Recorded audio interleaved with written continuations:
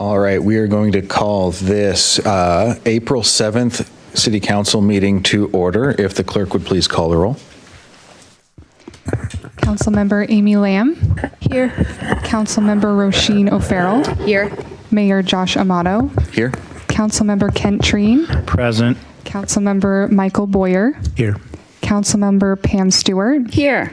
Deputy Mayor Debbie Treen. Here. All right, thank you very much. And Councilmember Treen, if you could please lead us in the pledge.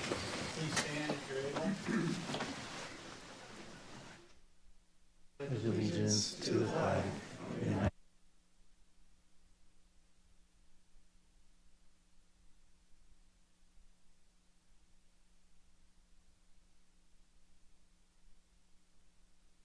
And Councilmember Stewart, if you could please read the land acknowledgement statement.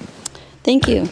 We acknowledge that we are on the indigenous land of the Coast Salish peoples who have reserved treaty rights to this land, specifically the Snoqualmie Indian tribe. We thank these caretakers of this land who have lived and continue to live here since time immemorial. Thank you very much. Up next, we have approval of the agenda. Is there a motion to approve the agenda? So moved. It's been moved. And is there a second? Second. It's been moved and seconded. Any discussion? Okay. All those in favor say aye. Aye. Opposed? Motion carries 7-0. All right, up next we have public comment, and it is on its way up to me. I will call multiple people at the same time. If you could please line up in the order that you're called at the podium there, and then state your name and your city of residence. Please keep your comments to 3 minutes, and at about 3 minutes, I'll start to make a motion so you can see that I'm calling you, and your time is up. And then please understand that questions to the council can't be answered, but we will certainly, if able, ask the city to follow up. Okay, up first we have Jeff Brigard, Kian O'Farrell, thank you, and then Glenn Kemp. Good evening. Is this on? Yeah, okay. Good evening. My name is Jeff Burgard. I teach physical science at Pine Lake Middle School. And we have integrated your climate action plan into our curriculum. And we're doing impact projects to try to help you meet your goals. In December, we were here and reported on how we were doing in transportation.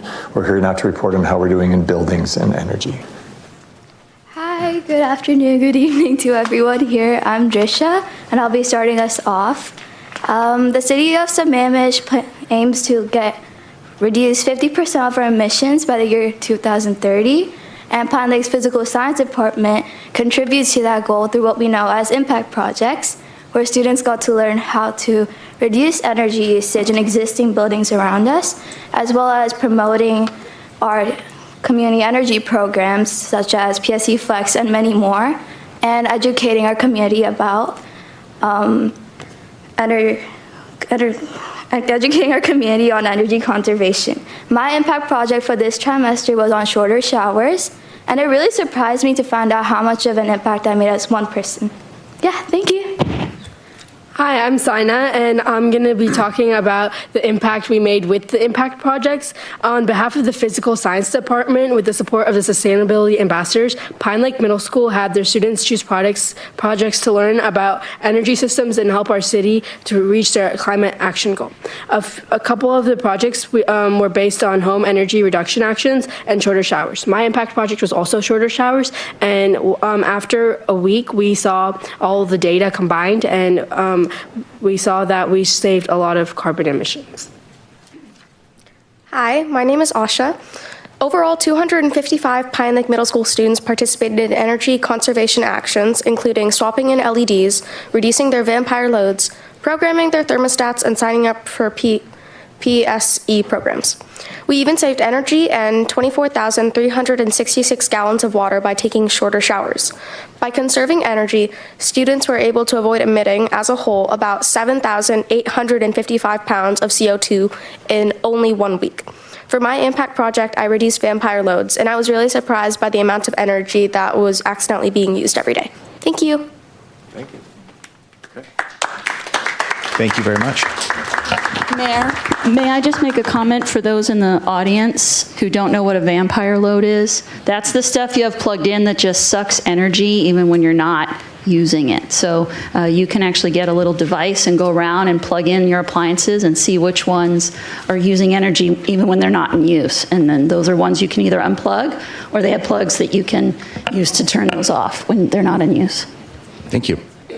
Up next, we have Kian, followed by Glenn, and then Brian Conway.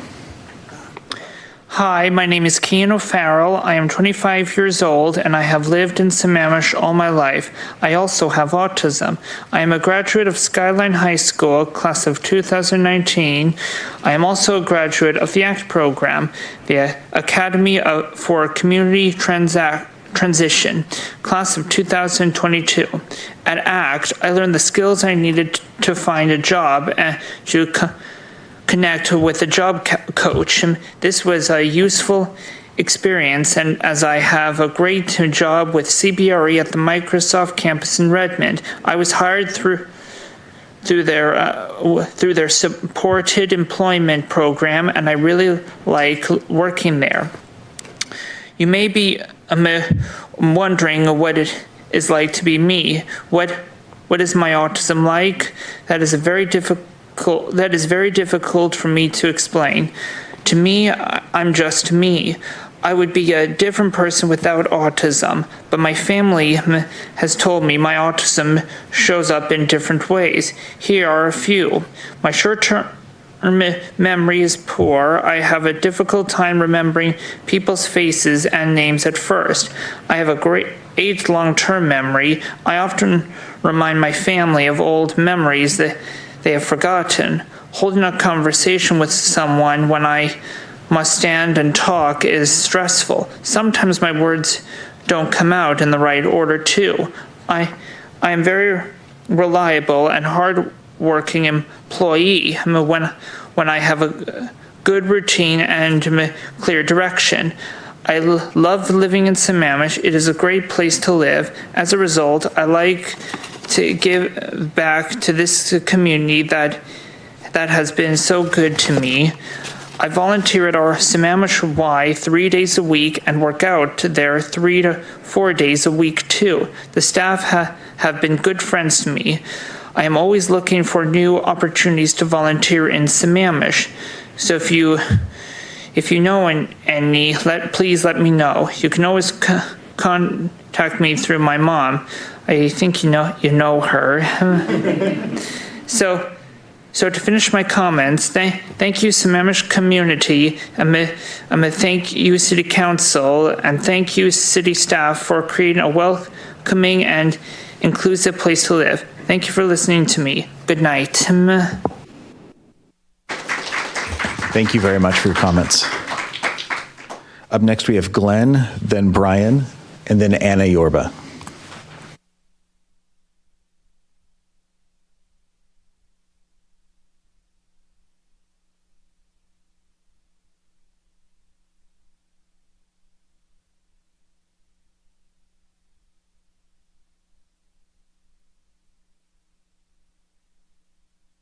In the 1970s to support what is now our neighborhood.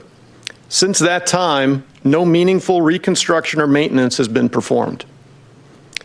Prior to incorporation, King County acknowledged the condition of this road and committed to repairing it. Since Sammamish incorporated in 1999, multiple city councils have made similar commitments. Yet despite those repeated promises spanning decades, the road remains in a failed condition. In November 2021, I addressed the Sammamish City Council and described our road as the street that Sammamish forgot. That message prompted action, and by June 2022, the city completed a 60% design plan. This plan, referencing the current city manager and public works director, marks the point where the project was formally advanced. Unfortunately, that is also where the progress stopped.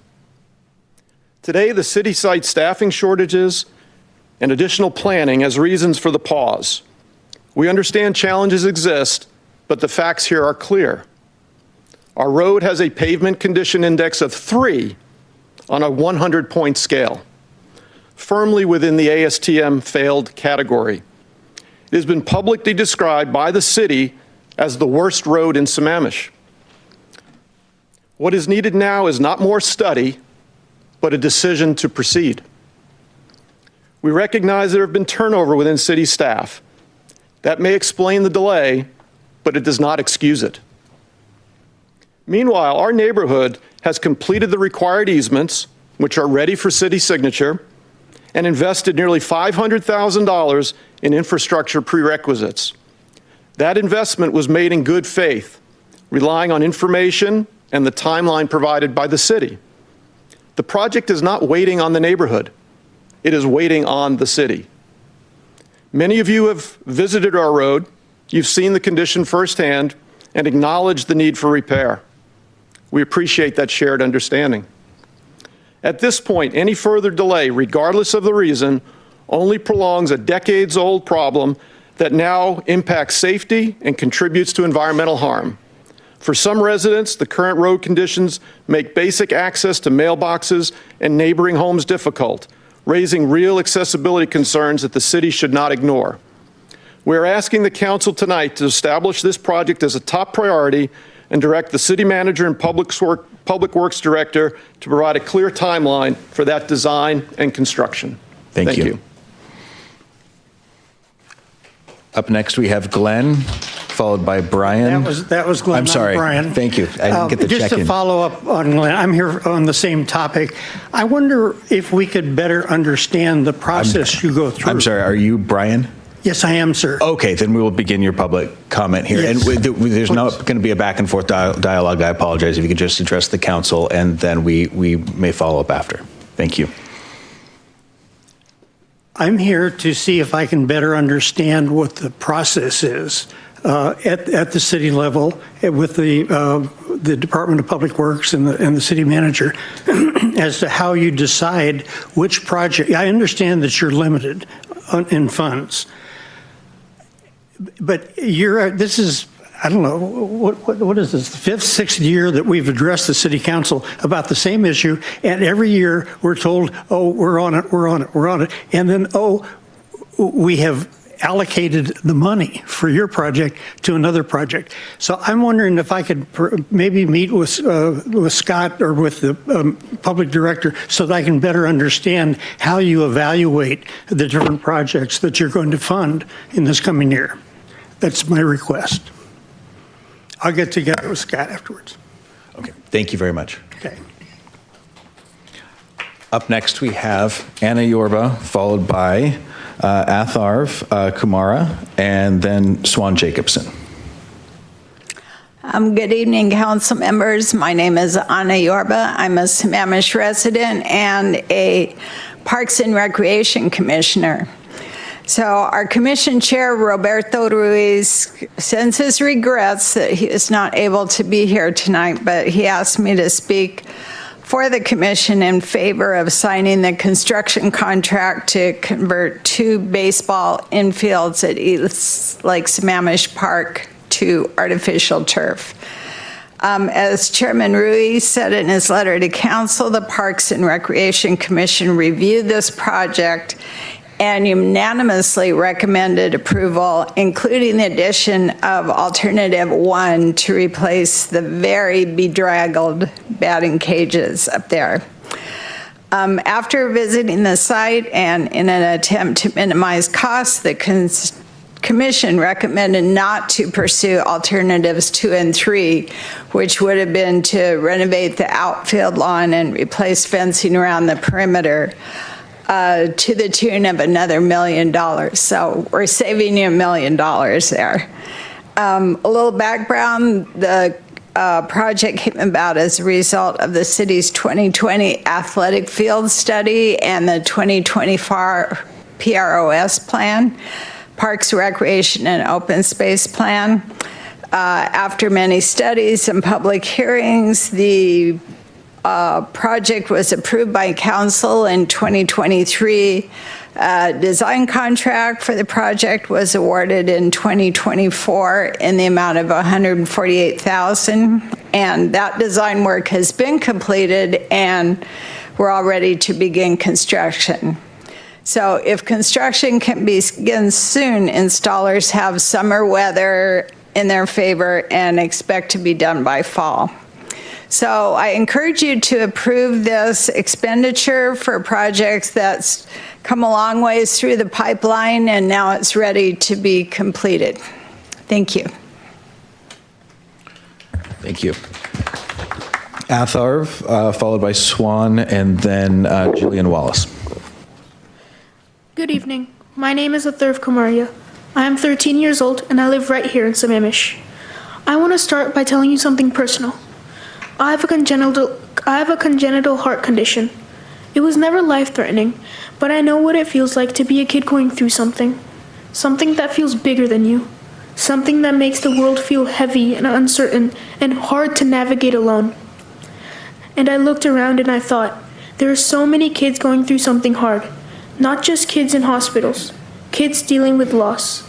Kids going through a family divorce. Kids carrying weight that no child should ever have to carry alone.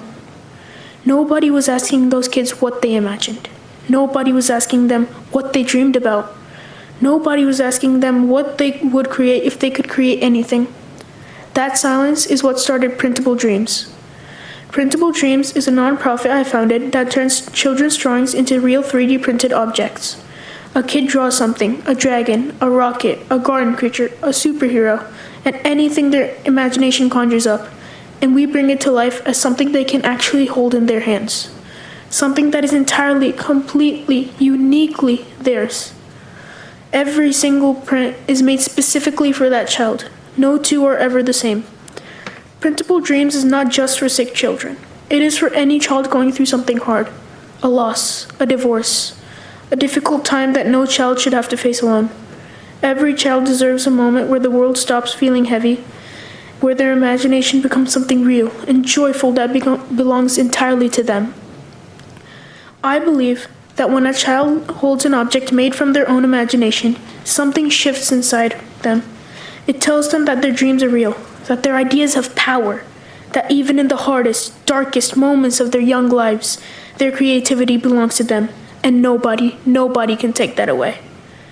I've seen what happens when a child realizes their imagination can become something tangible. Their eyes change, their posture changes, something in them wakes up. That moment, that one single moment, is worth everything. I'm funding this entirely myself. From June to October of last summer, I spent every weekend helping an elderly vendor at the Redmond Saturday Market sell her products. Week after week, I showed up. I stayed the entire day, every time. I earned $300. That $300 is what is backing Printable Dreams today. Not my parents, not a loan, not a donation. Months of work I did with my own two hands, because I believed in this before anyone else did. My teacher, Mr. Henderson, at Englewood Middle School, has been gracious enough to let me use the school's 3D printer with my own filament. I have a mission. I have my teacher's support. I have my parents' support. I have a website, and I brought the raw material from the money I earned. I do not want Printable Dreams to stay in Sammamish. I want to build a global network of 3D printing of volunteers.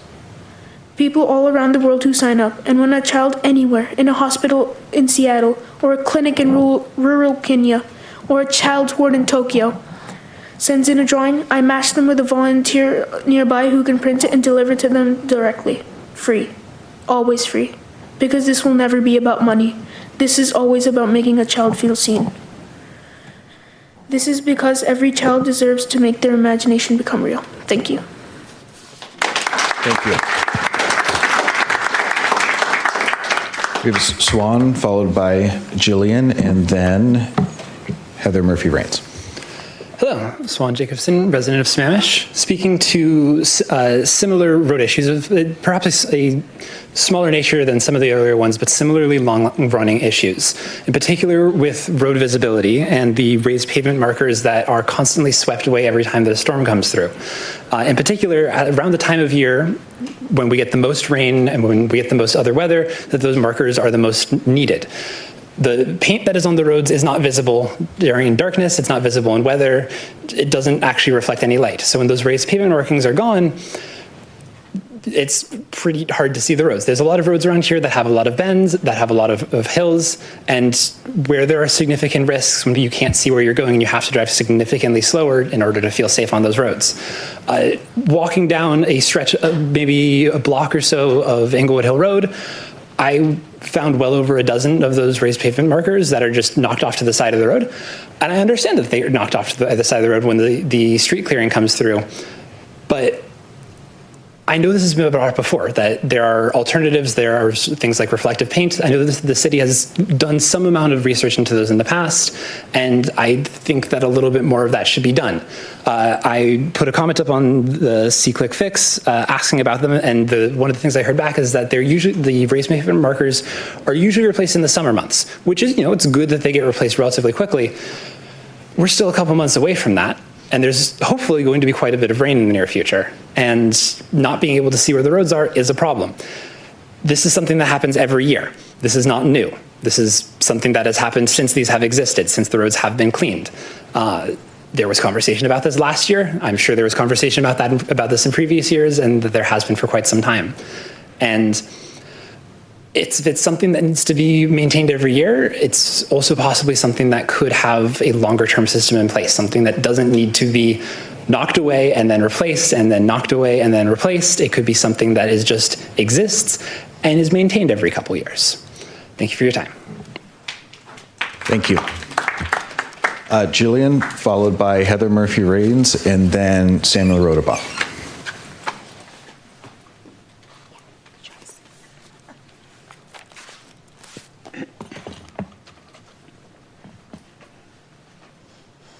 Greetings, my name is Jillian Wallace, and April is Volunteer Appreciation Month, and I would like to highlight an important local community.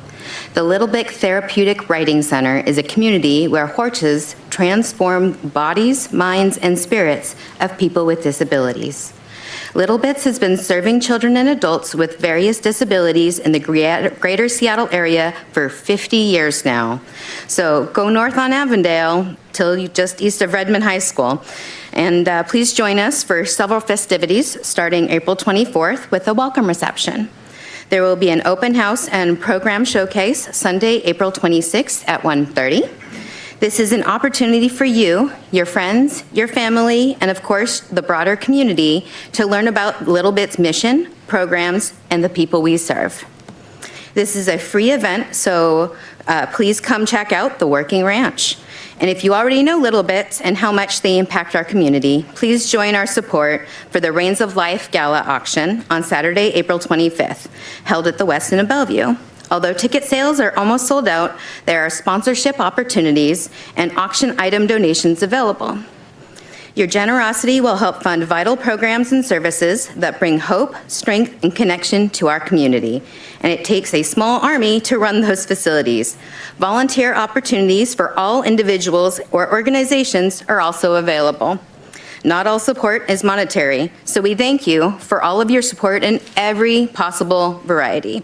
Having an adaptive horseback riding and hippotherapy facility of this caliber in our backyard for 50 years demonstrates the value of an uncommon wealth that we as a community are lucky to have.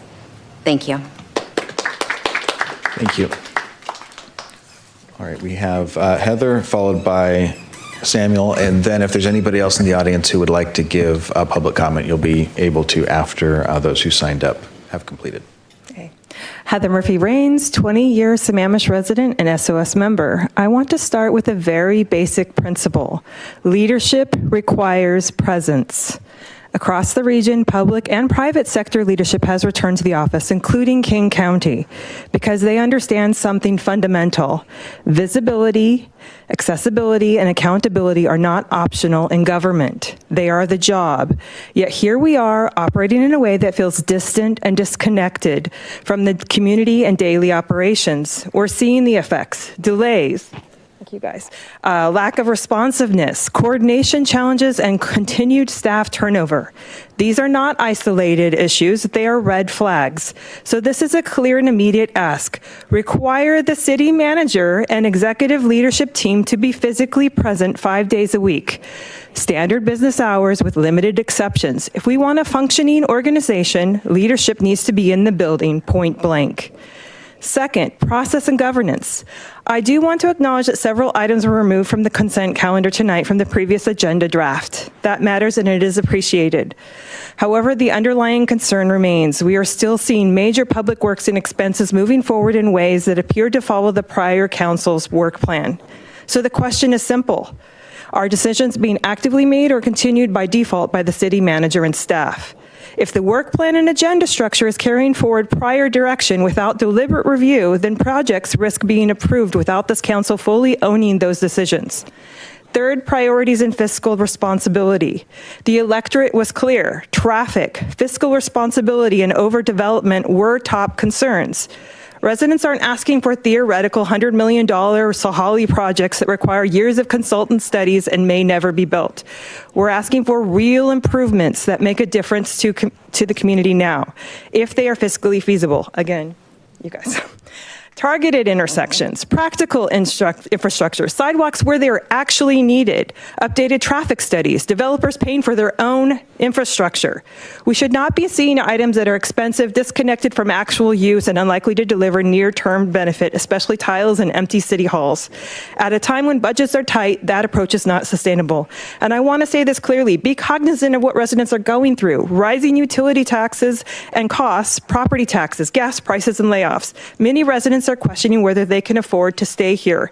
Serve the residents who are here now, not hypothetical future ones. Tighten belts, scale back, prioritize essentials, provide transparency down to line item budgets and spending. Truly represent your constituents.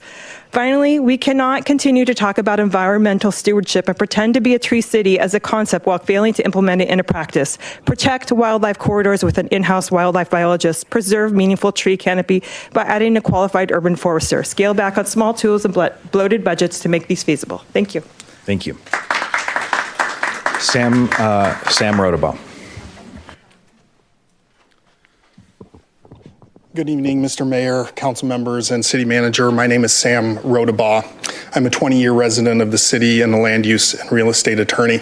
I'm actually speaking tonight about something you will review next week that's being referred from the Planning Commission and the request that the council has made for the Planning Commission to consider certain amendments to Title 21. I don't expect to be here next week for spring break, so I'm speaking tonight. One of the proposals that has been requested of the Planning Commission is to consider designating bobcats, black bears, and cougars of species of local importance within our city. Now, these animals are designated by the Washington State Department of Fish and Wildlife as game animals, for which we designate a hunting season and rely on the public to reduce their numbers. Their habitat is such that they exist in almost all 39 counties in Washington and the 260 cities and towns that we have. The city's authority under the Growth Management Act to designate species of local importance is not unlimited. We designate species because they are in need of protection. Think of endangered, sensitive, or threatened species under the Endangered Species Act, or species and habitats of priority that come from our State Department of Fish and Wildlife. I've looked at which cities of our 39 counties and 260 cities, I have yet to find a single jurisdiction that has designated a bobcat, black bear, or any of these species as a species of local importance. Again, it's because statewide they are not species that require protection. That is the reason that we designate species and we impose limitations on private development. There is nothing about these species, especially here in the city of Sammamish, that makes them unique and deserving of protection. Under the Growth Management Act, you designate these species using best available science.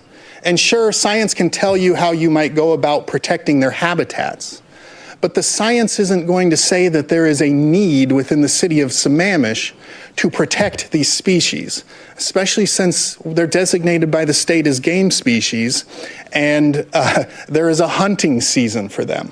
So my concern is that we have a proposal on the table that looks mainstream, and we sit here and debate as to whether it might be useful to designate these species. But in reality, it is a radical proposal that I have yet to see a single jurisdiction in the state take action, and I wonder why Sammamish would be the first one to do that. Thank you. Thank you. Would anybody else in the audience like to give public comment? Okay, seeing none, do we have anyone pre-registered for public comment? We do. Per the reasonable accommodation policy, if you have pre-registered and wish to make a public comment, please raise your hand now.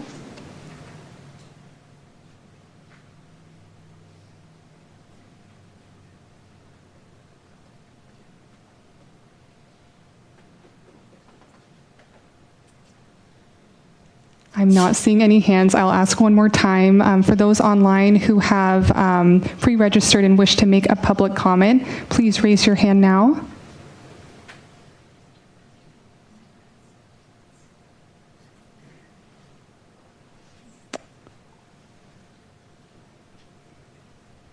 Seeing no raised hands, I pass it back to you, Mayor. All right, thank you very much. Up next, we have approval of the consent calendar. So moved. Okay, there's a motion to approve the consent calendar. Is there a second?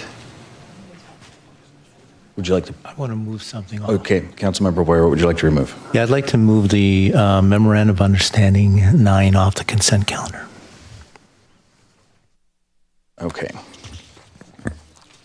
So, Mr. City Manager, I'd look to you for, well, before we do that, is there any other items that anyone would like to move off the consent calendar?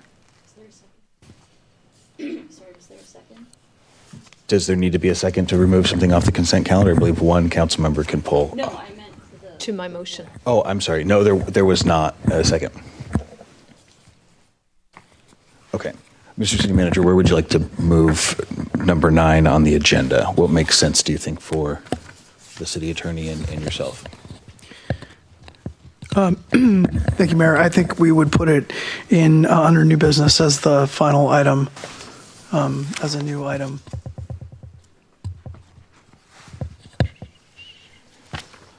So it'd become item 18? Well, if we did the full movement, it would technically become item 17 and everything else would drop back. But let's Thank call you. it item 18 Yes, for that's ease. right. I know, just to be confusing. Okay, thank you. Okay, we've got a motion to approve the consent calendar. Is there a second? As amended. As amended. Thank you. Second. There's a second. Okay, discussion. All those in favor say aye. Aye. Aye. Aye. Opposed? Motion carries 7-0.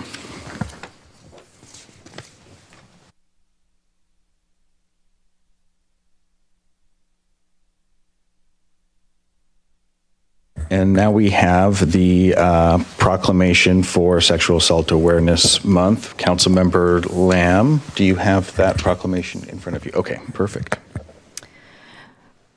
Whereas for 25 years, Sexual Assault Awareness Month has united survivors, advocates, and communities in the shared commitment to end sexual assault, abuse, and harassment. This milestone honors how far we've come and inspires us to keep moving forward. And whereas the theme for this year's Sexual Assault Awareness Month is 25 years stronger, looking back, moving forward, to honor the history and growth of the movement while reaffirming our commitment to a safer future for all. And whereas sexual assault is present in every community and affects individuals of all ages, genders, races, and backgrounds, and has lasting physical, emotional, and psychological effects on survivors, their families, and communities. And whereas we have a collective responsibility to support survivors, Sexual Assault Awareness Month is an opportunity for us to recommit our collective efforts to end sexual violence in the city of Sammamish. Now, therefore, in recognition of the critical importance of addressing sexual assault head-on in pursuit of a future free from such violence, Josh Amato, as mayor of the city of Sammamish, does hereby proclaim the month of April 2026 as Sexual Assault Awareness Month in the city of Sammamish and urges all residents to stand with survivors and recommit to ending sexual violence in our community and beyond. Thank you very much. Councilmember O'Farrell, if you could please read the Autism Acceptance Month proclamation. Thank you, Mayor. Autism Acceptance Month. Whereas this year's Autism Acceptance Month is an opportunity to shift our collective focus from mere awareness to fostering inclusion, understanding, and support for individuals on the autism spectrum. And whereas autism spectrum disorder is a developmental disability that can cause significant social, communication, and behavioral challenges, with signs that begin in childhood and typically continue throughout a person's life. And whereas autism varies greatly from person to person, individuals with ASD have different ways of learning, processing information, interacting with others, and navigating daily life. It is often said that when you meet one person with autism, you have just met one person with autism. And whereas we celebrate the many ways that individuals with ASD contribute to our community while raising awareness of the challenges faced by individuals on the autism spectrum in living life to their full potential. Now, therefore, in celebration of our community members with ASD and in recognition of our collective responsibility to create a more inclusive community, Josh Amato, as Mayor of the City of Sammamish, hereby proclaimed the month of April 2026 as Autism Acceptance Month in the City of Sammamish and urge all residents to observe this month to support our neighbours on the autism spectrum and recognise their value in our community. And Mayor, if I just might say, my son had as you heard him speak here earlier, he had an issue about a week or two ago where he left his phone on the bus, and that causes kind of problems for him because as we all live on our phones as it is. But I just wanted to commend our community, how they really rallied around him to help him locate his phone. Members of staff at Met Market rallied around to help him and called King County Metro. The staff of the YMCA also did similar acts of kindness to help him. The bus driver at King County Metro was exceptional. So Cian and I got on the car and tracked his phone down and drove all the way down to the Issaquah Transit Centre and picked up the phone from the bus driver at the Transit Centre. So it was just remarkable the number of people who are prepared to come to the aid of a young person who was very able to speak up for himself, but once he does, can rally around him and help him. And it was just very touching. And I just wanted to recognise our residents and the community organisations and the businesses that work here that do so. And it's just worth calling those things out. Sometimes we live in the negative, and I just wanted to call out the positives when they happen. So congratulations, Sammamish, well done. Thank you very much for reading that and for your comments. We do live in a very great community. Up next, we have the unfinished business City Hall lobby floor replacement.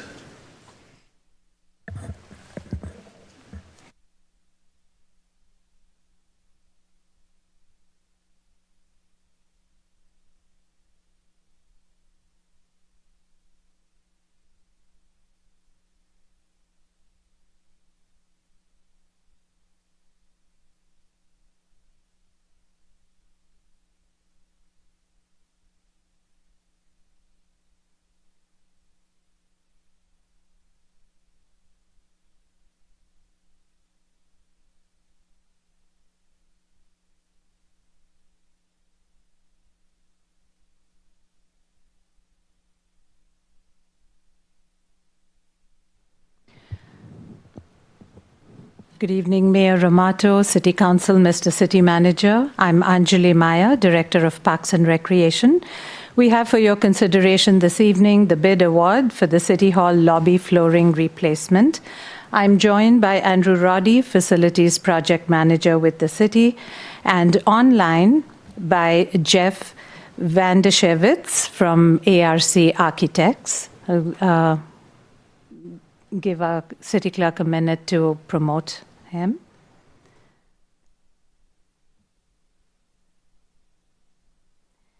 This project was included in the 25-26 budget due to multiple failures in the current ceramic tile flooring. Localized repairs are not going to fix the problem. This is a tripping hazard and a potential liability for the city. Council previously approved a design contract for the project, and today we have in front of you a bid award for your consideration. With that, I will turn it over to Andrew to give us a presentation.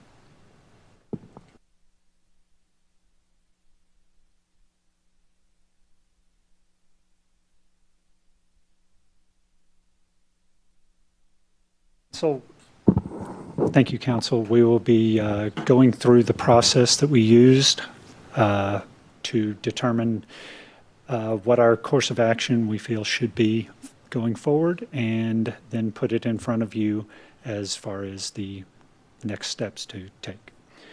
My name is Andrew Roddy. I'm the Facilities Project Manager with the Parks and Recreation Department. We will be talking about the summary of the issue before us, the history of the building and the flooring in this lobby area, the analysis that was performed, as well as the design put forward, and the results of our bid. And at that point, we will put it in front of council for direction. We have had multiple tile failures, including 3 separate areas over a 14-month span. During that time, we have exhausted our stock of replacement tiles for repair. And we performed a study to determine the cause of the failure and the recommended solution. This lobby is our highest traffic area by the public at City Hall and is used whenever we open the City Hall to the community during crises, such as the bomb cyclone in November of 2024. During crises, a greater number of the public is moving through this area and increasing risk to the public. This building was constructed in 2006, and as early as November 2020, we started citing that there were loose tiles present in front of the restroom areas. Our first failure occurred during January of 2024. This occurred near the council chambers, and we used the replacement stock of floor tiles that we had on hand to repair the damage. You can see that the tinting in the inset picture shows the kind of damage where it can become a trip hazard, and because of the way the tile is constructed, it can be a hard to observe trip hazard if you're not aware that it has occurred. We had a second failure roughly a month after that. This failure exhausted our remaining replacement stock of tiles. During this shortage, we were unable to reset the tile flooring to match the original condition, so that we used hardy board, walk-off mat, and tape to cover this, this damage as safely as possible to the public. A little over a year after that, we had a third documented failure occur. As stated previously, we had run out of our replacement stock, and we covered it in the same manner to prevent the public from risking injury in this flooring. In November of 2024, we engaged the services of ARC Architects. This involved an analysis of approximately 4,000 square feet of tile flooring in the first floor lobby and the second floor public landing of City Hall. They assessed the existing conditions, patterns of failure, and construction methods to determine why the tile was failing. They provided a condition assessment for the floor assembly and structure, as well as conceptual level replacement options and potential cost ranges. During review of this, they presented to us the reasons for the floor failure, or the factors contributing to the floor failure. Mainly the omission of expansion and movement joints in the work, the omission of a waterproofing membrane underneath the tile, and the omission of a screed finish or control joints in concrete as required by the specifications. There was improper concrete prep, and the mortar bed was applied directly to a smooth concrete finish so that there wasn't a chance for the tiles to grip as properly as they should have. At that point, we entered the design phase, and this involves the design of the solution as well as the preparation of bid documents. The contract for this work was approved by council on May 6th of 2025. You can see the list of flooring options that were presented to us as options of note so that we could review. We went through each one of these and worked to try and determine what we felt was the best option for the city of Sammamish, including factors of durability, future floor risk failure, and aesthetic compatibility, and cost. Based on these factors, a list of potential flooring options was put together. After we had narrowed that list of flooring options down to 2, we started doing a more extensive cost analysis of these things so that we could do a more detailed side-by-side comparison with them. The rubberized terrazzo turned out to be cost prohibitive in this cost estimate from Q3 of 2025. And while our main concern with the walk-off mat was the potential durability for this product, we do have an extremely similar product in the vestibule of this very building that would be handling the majority of the traffic that would come in. That walk-off mat has been in place since 2006, and we are confident in the durability of a replacement project to last the city beyond the expected range of time.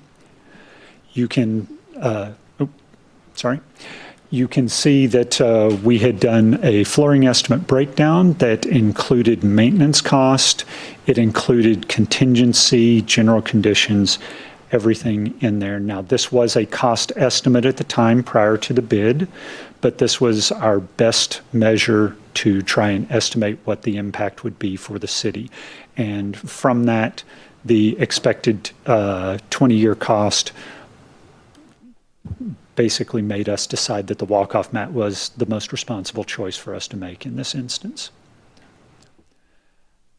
In this project, we will be phasing so that we can keep services to the public active as much as possible, even though there is no way to completely limit the impact. We will be going in one of 3 phases. The first phase will shut down access to Sammamish Police Department and the restrooms. And we are keeping that as small as possible so that we can work through that phase as quickly as possible. The second phase will open up the first phase, opening up the restroom and the main entrance. And during the second phase, that will limit access to King County Sheriff's Office, but open Sammamish Police Department. During the third phase, both King County Sheriff's Office and Sammamish PD will be open, and we will close off the entrance from the plaza. We have coordinated with King County and Sammamish Police Department to let them know what this impact would be, and they've been very helpful with working with us and being amenable to the constraints that this would put on the schedules. We are estimating that the construction will be concluded by late August if we are given approval by council. The invitation to bid was issued on February 20th of this year, and the lowest responsive bidder was Alpha Developers LLC. Their bid totals $265,000, which includes tax and contingency. This would increase the total budget of the project over the budgeted amount of $300,000. This would require an additional allocation of $31,856. And Alpha Developers lists 5 public projects completed over the last 2 years with budgets within our cost range, and they satisfied all other requirements for bidding. At this point, we would like to have the council authorize the city manager to sign a construction contract with Alpha Developers LLC and administer a construction contingency for the demolition of the existing tile and installation of the new flooring for the public-facing City Hall lobby floor in an amount not to exceed $265,000. Thank you very much for your time. Thank you very much. I would ask the audience, please not clap at this time. Thank you. Council member, we're going to start this off with the question round here. Council member Stewart. Yeah, you don't happen to have a picture. When you say walk-off mat, I'm not sure I know what that looks like. Walk-off mat is, if I don't have a picture of the walk-off mat, but in the vestibule, you have a very good example when you walk in and out of the building. It will look like carpet. It is a heavy-duty carpet that is more durable than a normal carpet tile, such as you're seeing in front of you. So the all of this area would, where it's all tiled, would then just become that carpeted look? It's not going to look exactly the same. We do have a pattern allocated for it, but it will be a heavy-duty carpet is what you're going to see visually. And it's warranted for, it had a 20-year cost, so it should last for another, because it's ceramic tile we've had for 20 years. So is that the estimate? It's not. Jeff, actually, could you speak to the warranty of the product itself? Yeah, a good question. Yeah, the carpet typically has a 20-year warranty, so that would be the duration on paper. Okay, great, thanks. Councilmember Boyer. Thanks, guys. Just a question. It could have been in the materials. Didn't see it, though, so sorry about that. How many bids did you receive? We received one. Just one? Yes. Do you know why you just got one? Is this like an unusual thing for people to do? I can't answer as to why we only received one. We did do a walkthrough and had a pair of companies attend, and we had, I believe, if memory serves, 25 downloads of the project. So it was viewed. I can't speak to why people did not submit more than that. Got it. And then not having multiple bids, and of course, I don't know how many of us in the room are flooring experts. Does this seem like did this bid seem reasonable to you? In my experience, it seemed reasonable. It was close to our budgeted amount. It's what Jeff, you if you would expected. like to chime in on that one. Yeah, I think what you're seeing is the upcharge is primarily due to all the phasing related to the project, and then it's an extensive amount of demolition to get the flooring prep correct. So there is some shot blasting. So it's not as like what we would all assume is just kind of peel off the old stuff and put the new on. There's a lot more involved with the preparation. And because of the phasing, we will be doing a demo in 3 different phases, not all at once. Got it. Was there a warranty on this floor? On this floor? The existing, or was it 20 years and we just missed it? The warranty. The product itself could have 20, but I believe the contractor was liable for just the 1 year after construction. Oh, just 1 year. Okay. All right. Thank you. Councilmember Lamb. So when I saw tile failure, I immediately thought of the why. Was it the same issue, the expansion joints? I believe it was the same issue. And Jeff, you helped us out with that project as well. Can you confirm that? Yes, so the why was a little more complicated just because all the water involved, but yeah, the primary was the control joint not allowing for movement in a slab in a location that needs it. So it's just a oversight during construction to put in the extra expansion joints. Okay, so I know this was 10 years ago, and the people on staff 20 years ago, and the people on staff that were inspecting it probably aren't here. But I know when we were going through the why issue and discussing it, that that council was really wanted to ensure that future work like this is carefully monitored and inspected. And so the same goes for here, right? In this situation where we're looking at, again, a quality control issue and inspecting the work once, I don't know, every day or however it is to make sure that they're doing the work properly. Thanks. Are there any other questions from council members? No.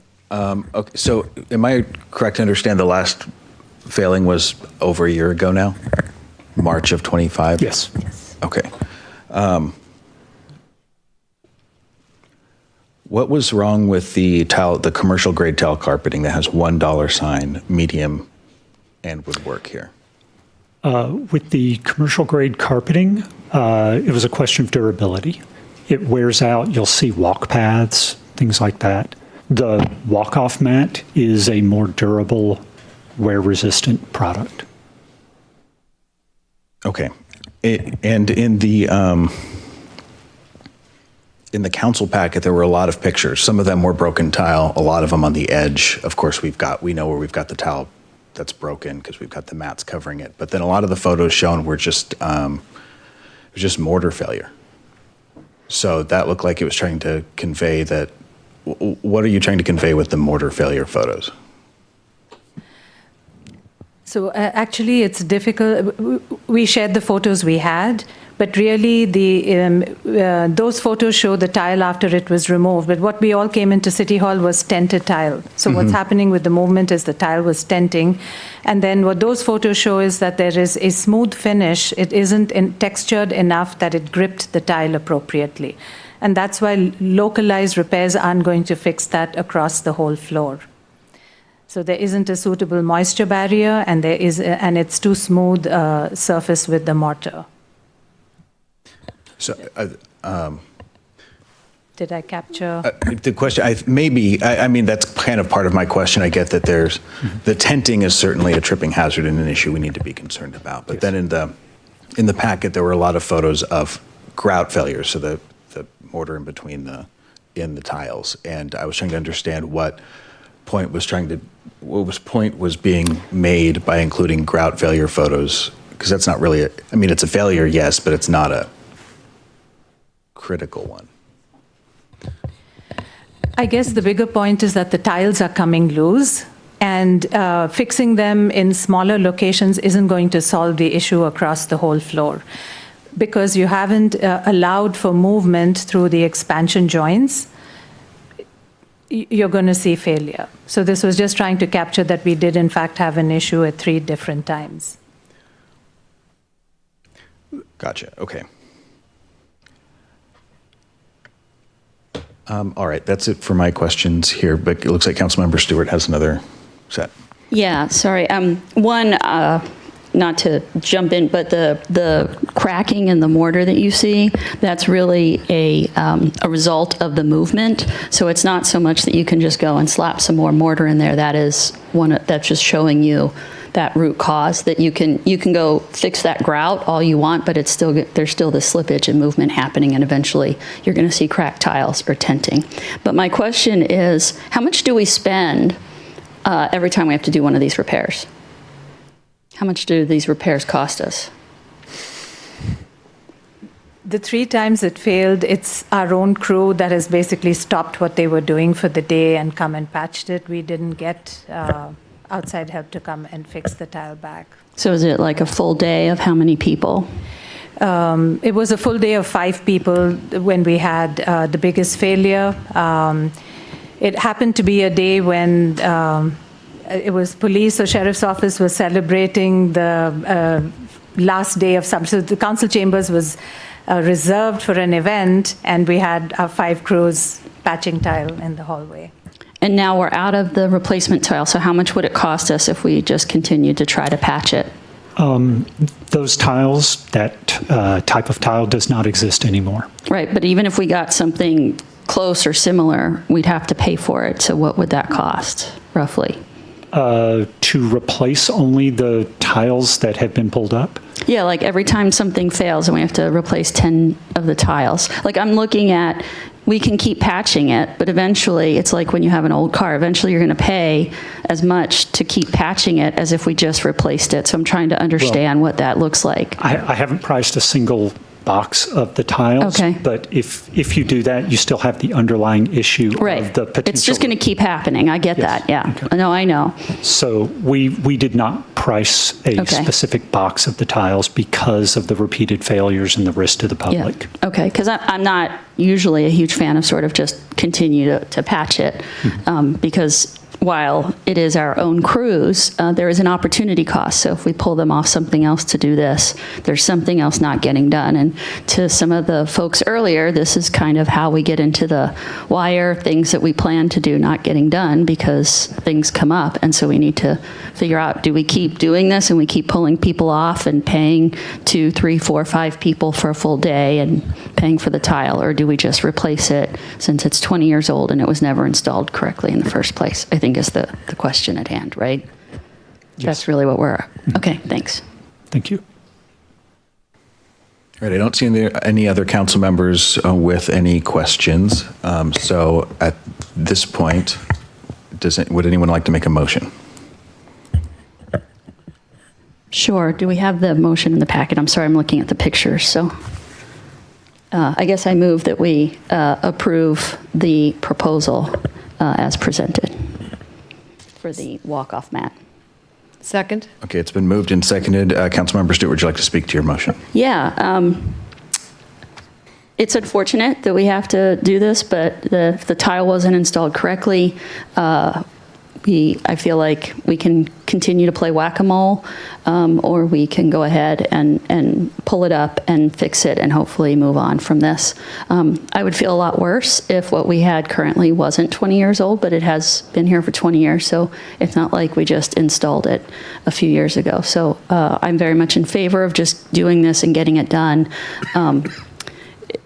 You know, some of these movements can happen, like you guys have said, overnight, and you come in, and what happens the one time that we don't notice it when you guys come in, and then somebody trips and falls and hurts themselves. It just doesn't seem worth it. And I'm not in favor of pulling people off of other things to keep doing this.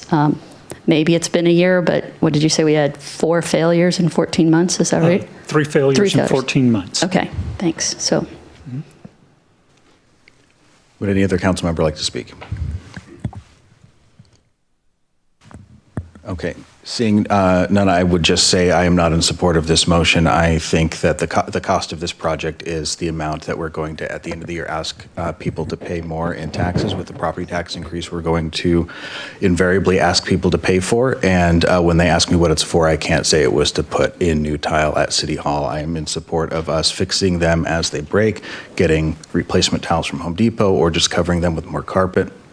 At this time, the city, I don't believe, has the money to spend on a $265,000 tile replacement project that can be handled in probably not a perfect way, but a much more inexpensive way. I would be interested in seeing what the commercial grade tile carpeting looks like. Wear patterns don't matter to me. The cost of what we're paying for these things do. So, and that sparked a couple lights to go. So, Councilmember O'Farrell. Thank you, Mayor. I am in favor of approving this. I think we have a duty to maintain the assets of the city. This building is 20 years old now and will continue to have more need to upkeep. If we're not going to upkeep the floor and we're just going to go to Home Depot and get some tile, that seems to me to be an inadequate fix to look after such an asset as this building. I can't imagine how much it cost our city originally to build this building, and we owe it to the people who paid for this building over 20 years ago to continue to maintain this asset. And if we let it degrade, how much further down the road will it be, and how much more expensive down the road will it be to replace that floor once those carpet tiles eventually wear out after 4 or 5 years? So I just think, I understand it's a lot of money. $265,000 to me is an awful lot of money, but we need to maintain our asset. We need to make sure that it's safe for our community and for our employees to walk in here every day and not providing a tripping hazard. And so I am in favor of approving this project. Councilmember Lamb. I'm in favor of this project as well. I don't want somebody to fall and sue the city. This is very much a risk management issue. This is a very litigious society, and I just think that we are doing ourselves a disfavor by not approving this. I just find this very short-sighted by not approving this. Thanks. Councilmember Stewart. Yeah, Mr. Mayor, if you go to page 51 in the packet, you will see the cost of the various options. So the cost differential, the major, as I understood it, I don't have in front of me, I know it's in here, the cost breakdown. The major cost is the demolition, and the cost of the replacement flooring is actually not the majority of the cost necessarily. The difference between the carpet tile, which will show wear patterns and does not have the same longevity, is $101,976,000. And the option 3, which is the walk-off mat, which has a longer durability and will hold up better, is $152,566. So we're talking about a difference of less than $51,000, about $50,500, give or take. So while I appreciate that every penny counts, if we get something that's going to have to be replaced in 10 years or 5 years versus something that, right, so the carpet tile will probably last, what is the warranty on the carpet tile, do we know? Jeff.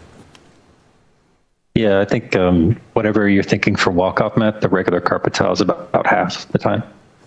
Okay, so it's about whether or not we're going to make good short-term or good long-term decisions. So we can save $50,000 today, and in 5 to 10 years, if people are still living here, they're going to have to pay for the entire project all over again. So I'm in favor of, in terms of being good financial stewards, that we make good long-term decisions. And I don't think saving $50,000 today to have to redo this project in half as much time is a good fiscally sound decision. Thank you. Deputy Mayor Treen. Thank you. I am inclined to vote against this as well. Not because I don't think it's a worthwhile project, frankly, but we're looking at deficit spending as a city. This isn't an immediate need, and I'd like to see our sustainable business model in place before we take this on. If there's further degradation and another repair that needs to be made, maybe that's the time to go ahead and replace the whole thing. But it's not failing right this second, is it? Are there tiles that need replacing right now? We haven't finished the repairs. You heard we have hardboard down under the walk-off mat, and when you walk out, you can hear hollow clicking sounds under several tiles. So several of them have come loose, and that's what causes a tripping hazard. I'm just concerned that we are going to be asked to fund a whole lot of different things, and if it was my house, I would wait until I had the money to do it, or at least had a plan for how I was going to pay for it.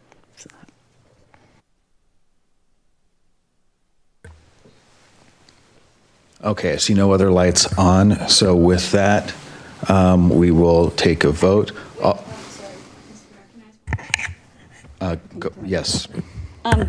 Before since it sounds like this may not pass, I would really like to understand what the cost of other tiles are, because the proposal here is that we just keep repairing it because it will be less expensive, but we don't actually know that. And so I think it's important that we have a breakdown of what it would cost to have to go buy new tiles and what the labor costs, even though it's staff people, what does that labor cost to continue to repair? Like, I don't know how much 5 people for a full day is, but it's not nothing. And also, how long is this bid good for? So if the proposal is we're gonna just stay the course, and then when it gets dire enough, then we'll do it. Typically, these bids have a shelf life, and so when we get to that point, we'll actually have to go through this process all over again, most likely, and that also has a cost to it. So I'd like to understand all of those costs. If the whole point of this is a cost savings, I don't think we have all the data that proves that making this decision is actually less, or is actually more expensive. Jeff, I hate to put you on the spot, but do you have some sense of tile costs? I will say that if we don't approve the bids tonight, I believe the contractor has a bid bond for up to 90 days. So we would be rebidding the project. So there is the effort of staff time to rebid the project. And about how much time did you spend to put this bid out and assess and everything? Roughly how long does that take, and what's the cost of that?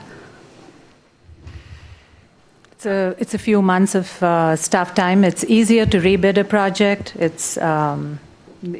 takes some time for us, for our contracting team, for our legal team if we need their review. So it's more than one staff working on it. And sorry, Jeff, you were... Sorry, Jeff, yeah.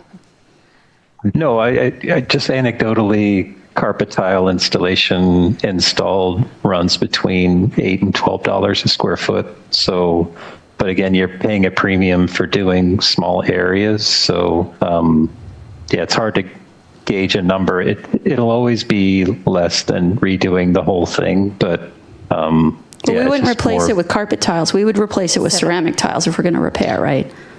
Yeah, so probably $20 to $30 a square foot. So I can't speak to the city's labor, but that's kind of general contractor kind of rates for material and labor is around $30 a square foot.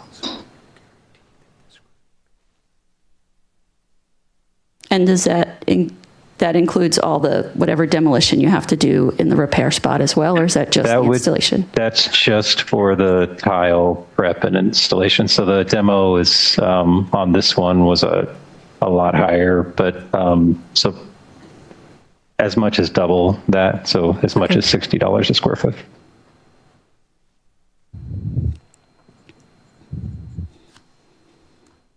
Thank you.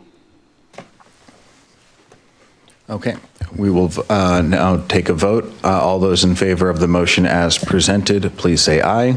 Aye. Those opposed, nay? Nay. Sorry, can I get hands raised on that one for nays? Okay, motion fails. Thank you. Mr. Mayor, can I ask that we get some of these estimates that we don't actually have so that we know how much it's going to cost to repair what's currently broken in the lobby? Is that a request we can make of staff? I'll let the city manager take this. Councilmember, we're happy to pull together some numbers. I think they're going to be, estimates, but we're happy to pull something together. Can we also keep track of how much we're spending every time we make one of these repairs?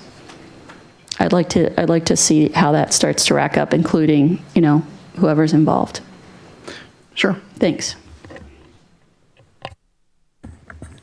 Okay, thank you all actually very much for your presentation tonight. You're still here. Yeah. Up next, we have the Synthetic Turf Proposal Award. And I'm going to give a different team's time to walk up here. All right, thank you.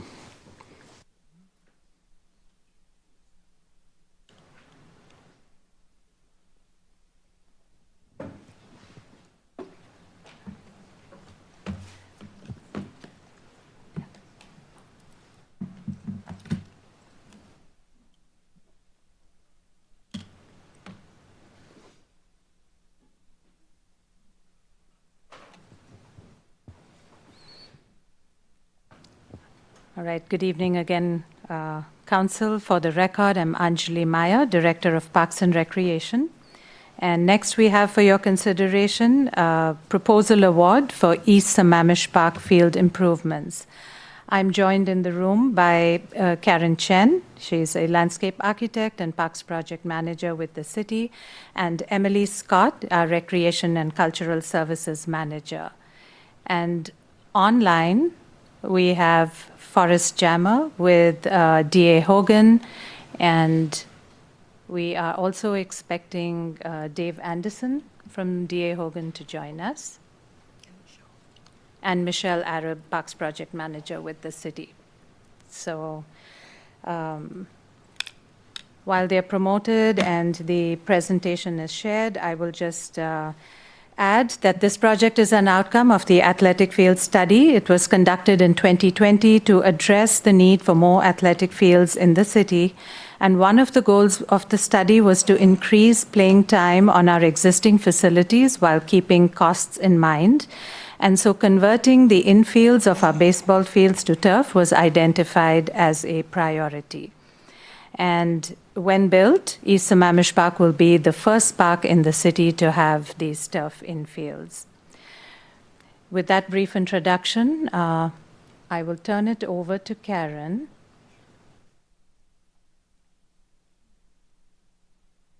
I will also just add that we set out for this project with the budget to do the infields, convert the infields to turf, and then we also had the batting cages that needed repair, and that was added. At the time that we brought the design contract to council, we added two more parts to the project for consideration if the bids came in favorable, and they were to redo the outfield in natural grass and then to improve the fencing. And you will see that based on the bids that came in, they are a little high, and therefore we are recommending to stick to the original scope that we set out to do, which is what our project budget was for. Okay, Karen, take it away. Okay.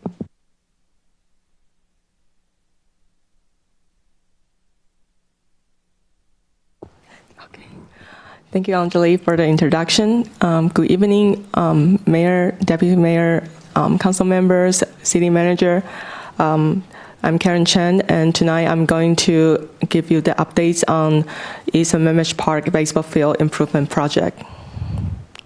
We went to the site together back January with Mayor, Deputy Mayor, and some of the council members. And today I'm going to cover the background, project overview, timeline, and the budget.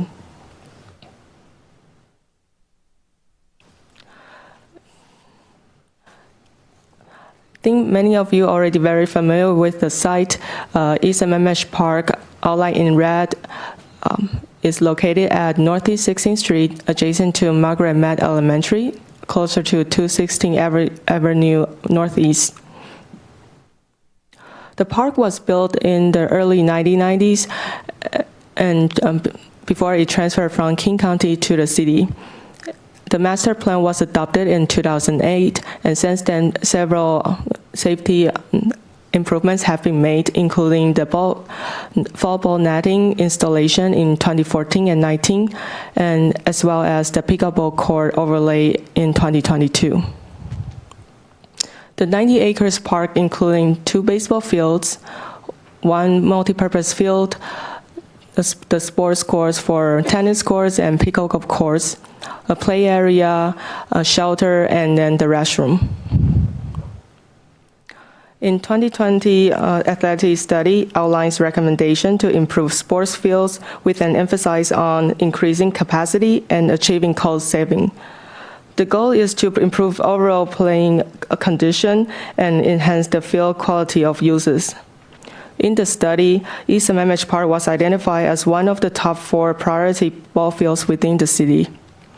To improve reliability of the fields, the study recommends replacing the dirt fields with the synthetic turf.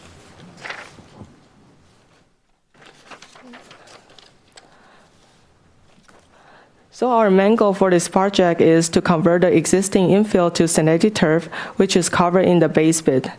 This conversion will not only provide a significant improvements in user experience for our community, but also benefit our maintenance crew, especially since infield striping has been very labor intensive. Since these ball fields are about 30-year-old, our design consultant also identified several additional improvements items during the design phase. These including adult 1, the batting cages, adult 2, the outfield, and adult 3, the fencing.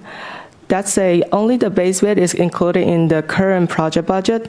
Adults would be considered optional, and we would recommend moving forward with them only if we receive favorable quotes.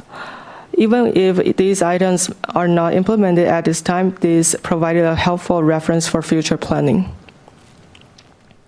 So the base bid focusing on our primary goal, converting 2 infields to synthetic turf.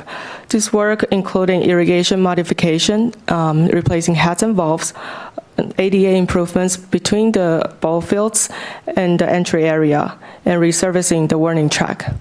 The adult one is the batting cages, which are in very poor condition right now, and the scope includes resurfacing the synthetic turf and replacing with a few posts, which is the priority for our community. The adult 2 is addressing the outfield. The field is about 30 years old, as we mentioned, and the lawn condition is not that ideal, so this adult will focus on the lawn renovation. Adult 3 is the fencing improvement. Well, the fencing general functioning okay, but as you can see in the picture here, several sections are bent or misaligned, which affect long-term structural stability and increasing the maintenance need. So these adults includes fence fabric replacement, installing lower tension bar, backstop improvements, and control net replacement. We brought options to Parks and Recreation Committee regular meeting on March 4th, and they recommend proceeding with base bid and adult 1. The major impact after renovation includes reduced game cancellation due to rainouts. Increased field usage is estimated to increase about 15% after renovation, saving around $37,000 annually on maintenance preparation costs. Currently charge is $20 per hour. Our team did market research on similar configuration ball fields and will charge $26 per hour after renovation. And there is a $40 lining fee per game will no longer be needed. And from the pie chart, the major user group in those ball fields are 74% East Lake Little League and about 25% Lake Washington Youth Soccer, who utilize the outfields. Here we compare the cost and revenue. The blue column here represent our current dirt fields, and then the orange columns represent the future synthetic turf condition. The proposed project requires about $1.1 million, including the construction at this time and the turf replacement at the 10-year and 20-year mark. The operation cost, we are estimating spending about $1.9 million over 20 years on maintenance in current dirt fields with about 985 hours per year. And then after renovation, we're likely to cut it to $858,000 for maintenance and 493 hours for the maintenance hour per year. On the revenue side, usage will increase about from 1,570 hours to 1,800 hours, and the revenue will increase from 800 to $1 million.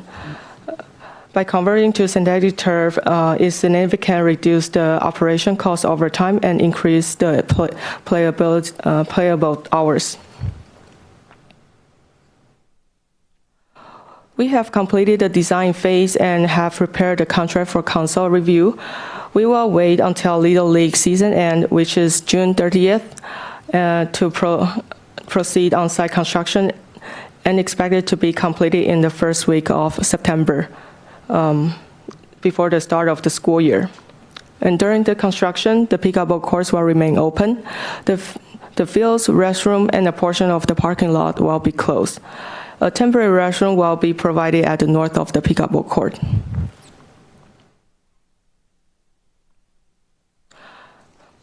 Based on the scope shown on the previous slide, the quote we received for the base bid is around $700,000. With the sales tax, contingency, and then all the soft costs, the total project cost is about $1 million. With the approved $1.4 million in CIP funding in the budget, that will leaves us $400,000 remain. The LL1 will cost $50,000. LL2, the outfield renovation, will cost $667,000, and then LL3 fencing improvement will be $518,000.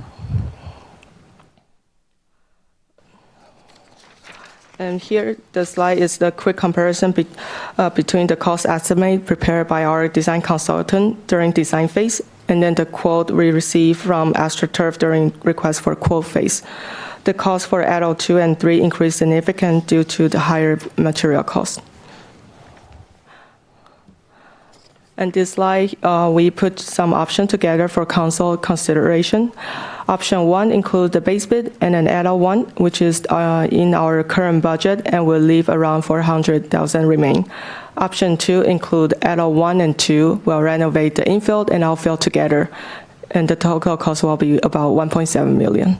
And LL3 will include all the adults, and then the total project cost is $2.2 million. And all the LL1 in all options will be covered by the capital repair and replacement program. And however, we cannot achieve either option 2 and 3 in the budget.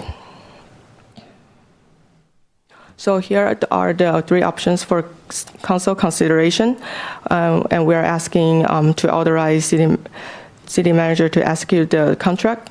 The requested authorization amount for the construction contract, including the quote, Washington state tax, state sales tax, 15% contingency, design fee are not included. And we are looking forward to your direction and answer any questions you may have. Thank you. Thank you very much for your presentation. Council, any questions? I don't see any lights, so I will ask the first couple. The lining fee, $40, is that per game or is it per day? So it's per request from the user group. So oftentimes the Little League, they may have 3 games on a Saturday, but we'll just game prep one time in the morning. So before they arrive at 8 a.m., and then the lines are still shown well enough that they can get through their day. But if they come to us and say they have a tournament, they want it lined every game on both fields, we're happy to do that as well. It's up to the user group. Gotcha. Okay. And is it $40 per field? What I'm trying to get to is like the differential between the lining fee and then the cost increase, right? That's what I'm trying to understand here is what's the blended impact on, and it sounds like it's going to be a hard one to answer. If you don't have it, that's fine, but. We do have it. So last year at ESP, and this is between the 2 fields and we're just talking Little League season, there was 84 preps. So if you get rid of that prep, say they use the same amount of rented hours in 25 as 20, well, let's say 26, 27, if the project goes through, the difference is less than $2,000. So it's not going to be a huge increase. Gotcha. Okay. Yeah. The maintenance cost listed on the presentation, it showed hours and then it showed maintenance cost. Was that maintenance dollar figure inclusive of staff time or exclusive? It includes staff time? It's including staff time. Okay, so it's staff time cost plus whatever supplies go into maintaining. Okay. Correct. Was there, I love the math you all did there. That was very easy to understand. Was there a similar one for the adult too done? And then what does that look like? It wasn't on the presentation, but if you have it, I'm curious with that. We actually do. She'll be able to pull it up. So I think we need 267,000 more to the second option 2.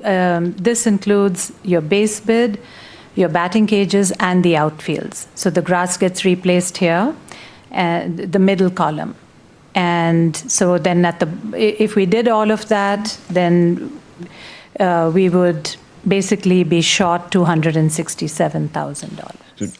Let me clarify the question. It's on the presentation slide 12, you have the current versus project capital and ongoing costs, then you've got the 20-year outlay.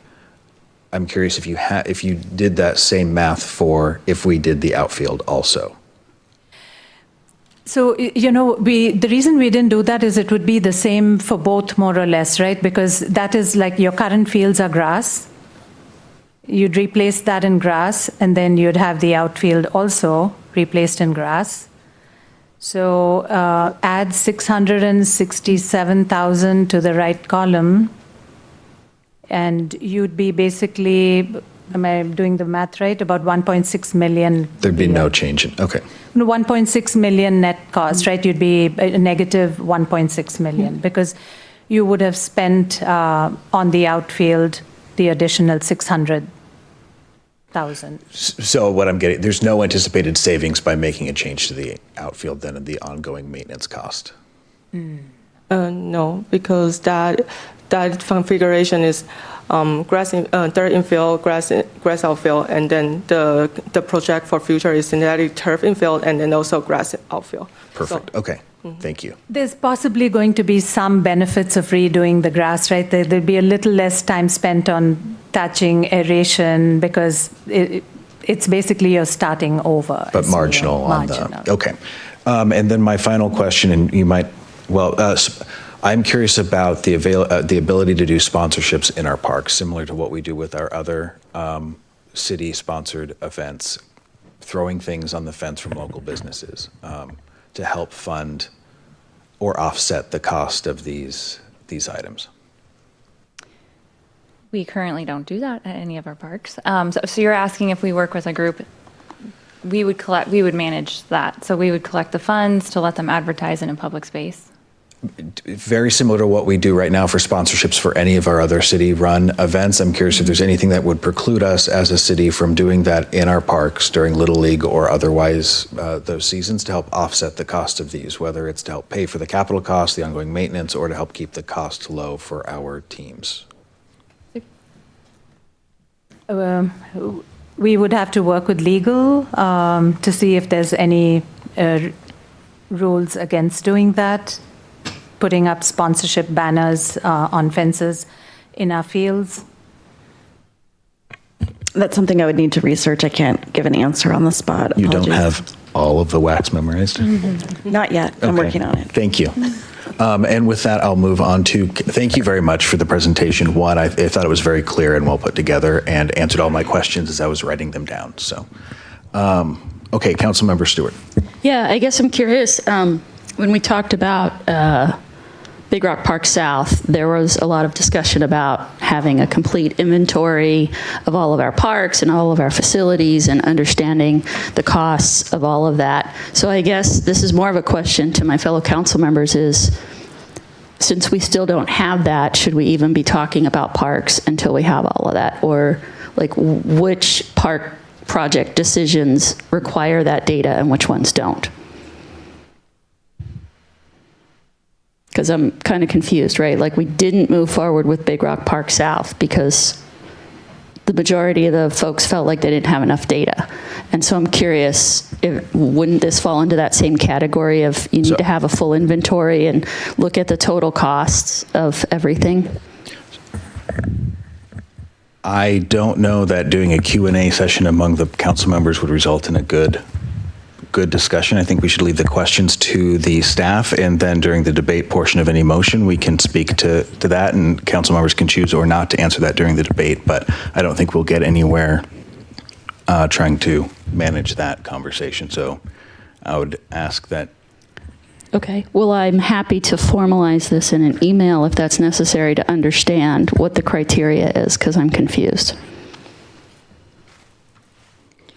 But it would be helpful to know, right? I mean, Councilmember Treen. Thank you, Councilmember Amato. So I have if you'd like, I would address Councilmember Stewart's question, but if your ruling is that that wouldn't be productive, I will just ask the question I had of staff. So I don't have the council rules in front of me, but I believe that all questions from the council needs to be addressed to the chair. And I think I did. But you refused to answer, so. Well, he did answer you. No, he said. Okay, he would okay. answer. So, Council, thank you. Anjali, so the question tonight here is about fields and about replacement of the field.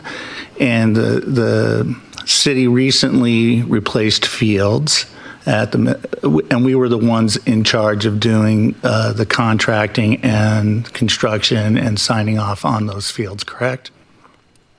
At the middle school at Inglewood. That's right. Yeah, that's right.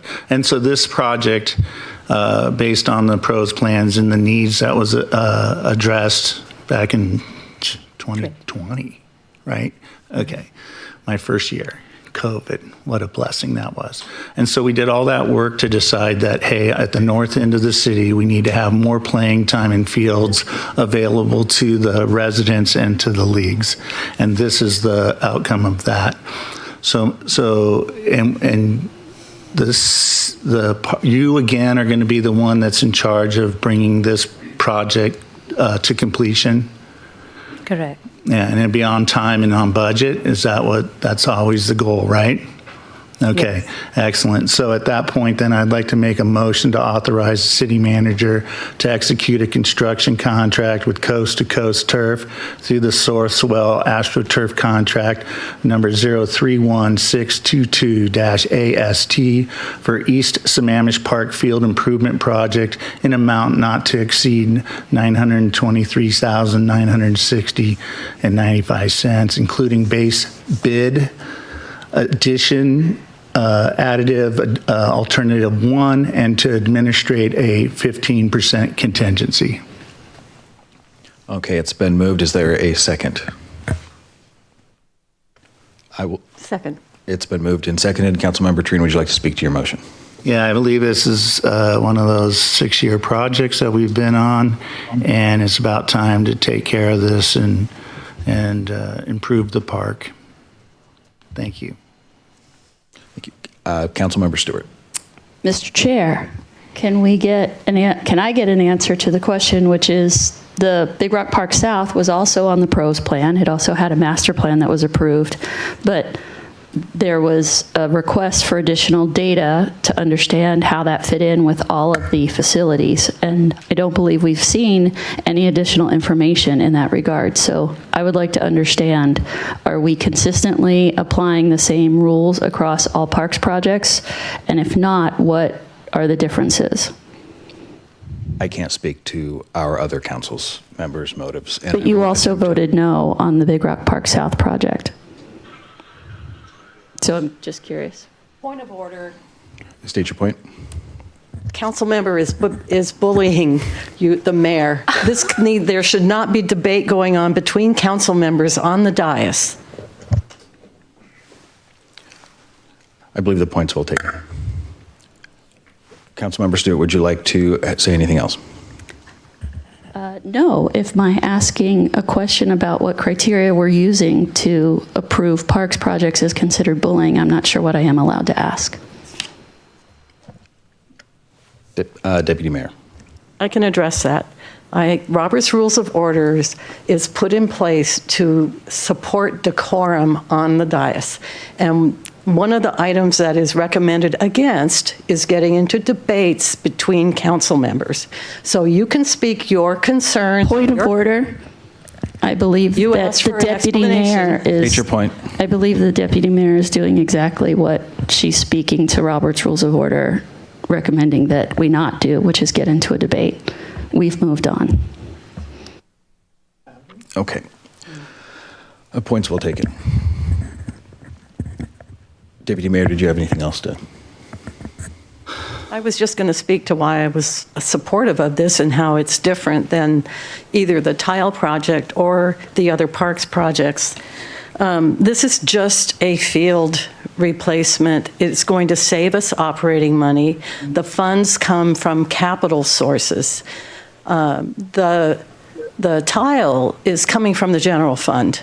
So that's a different source of funding that is actually very strung out right now, and I'm trying not to use that for things we don't have to. So that's my concern with, and why this one to me seems like an appropriate funding. Not only that, it has gone through the process with the Parks and Rec Commission, and they've also recommended the base plan plus Alt 1.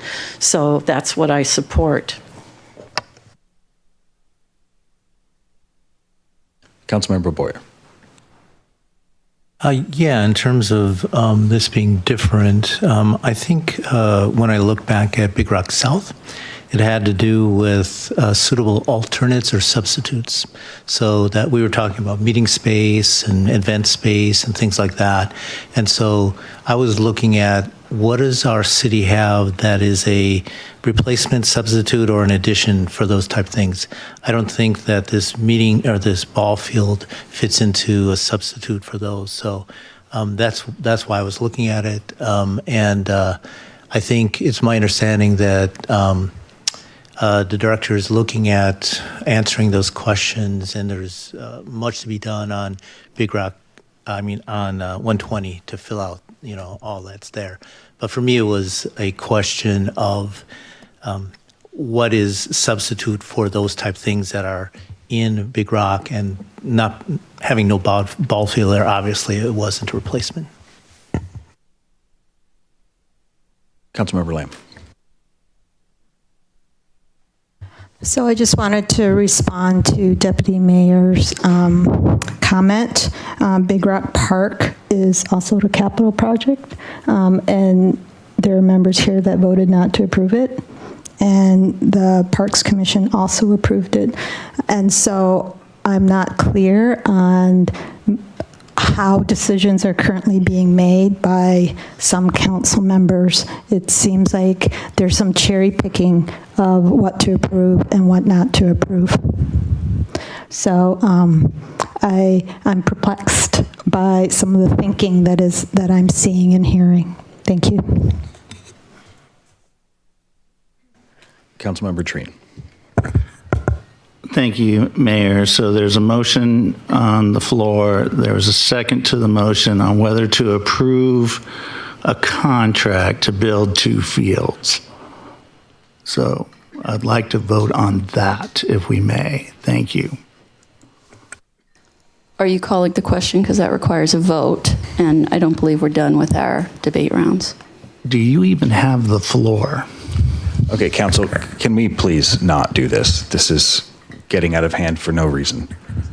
Councilmember Treen, I agree I would like to vote. However, the rest of the council has not completed speaking. If you would like to call the question, you may. Otherwise, we'll go on to Councilmember Stewart, who has her light on. Thank you. Councilmember Stewart. Yeah, so just to clarify, so maintaining parks like Big Rock Park South, does that maintenance come out of the parks budget? That comes out of the general fund. And for maintaining these fields, does that come out of the parks budget? General fund. General fund, okay. But all of the projects like the tile and others are capital projects. They're one-time costs, correct? Actually, so we have 2 different CIPs. The park CIP has sources of revenue like REIT and your levy. The facilities projects come under the general government CIP and do not have any other source of funding other than the general fund. Right. Okay, but for all of the parks capital projects, they all come out of the parks capital fund, which is fully funded by other sources. Correct. Okay. Thank you. Councilmember Boyer. Yeah, I'll try again. To me, it's not the funding source, the stream, or the dollars involved. It's the type of thing we're talking about. And so this was with Big Rock. I didn't have an issue with the fields. It was the buildings and the building use, and I wanted to get clarity on those because we didn't have all the information on terms of alternatives. That's why I was looking at this one. This one, I don't know if there's alternatives to choose between And that's why I didn't think of this as similar to what was happening with Big Rock. And that's all. Thank you. Councilmember O'Farrell. Thank you, Mayor. I will be supporting this motion because I believe in supporting our community assets and improving them whenever we can. The cheapest time, I believe, to do anything is today. The longer we put off any of these projects, the more expensive they become. So I will be supporting this motion. And I also, as I have supported lots of investment in our city's infrastructure. Yes, and I just like us to move on with the vote. Thank you. Thank you very much. I see no other lights on. So with that, we will now vote on the motion as presented. All those in favor, please say aye. Aye. Aye. Opposed? Motion carries 7-0. Thank you very much for your time.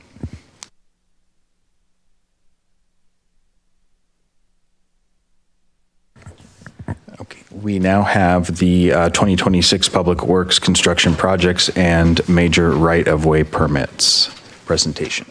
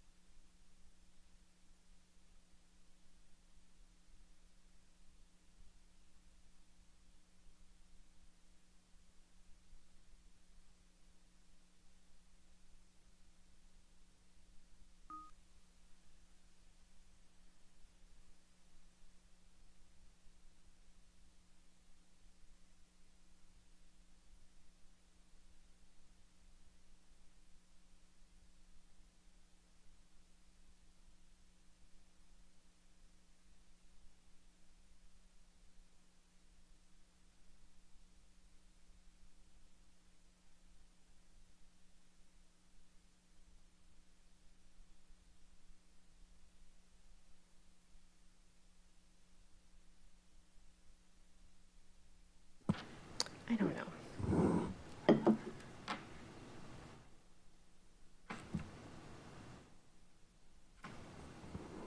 Thank you, Council. Good evening. Oh, goodness.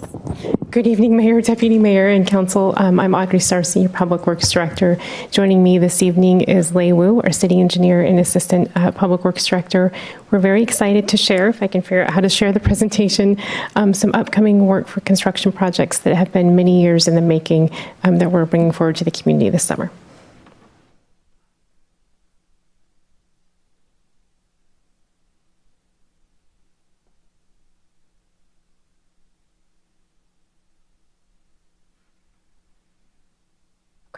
Not sure why it didn't shift. There we go. So this presentation is pretty lengthy. There's a lot of content in it. It was really designed as an information sharing tool. Feel free to stop us along the way. We do have 4 kind of concrete sections in the presentation where we'll take pauses and ask about if there's any questions about that. We'll provide a brief overview to you this evening for the capital planning process, as well as introduce the 2026 construction projects.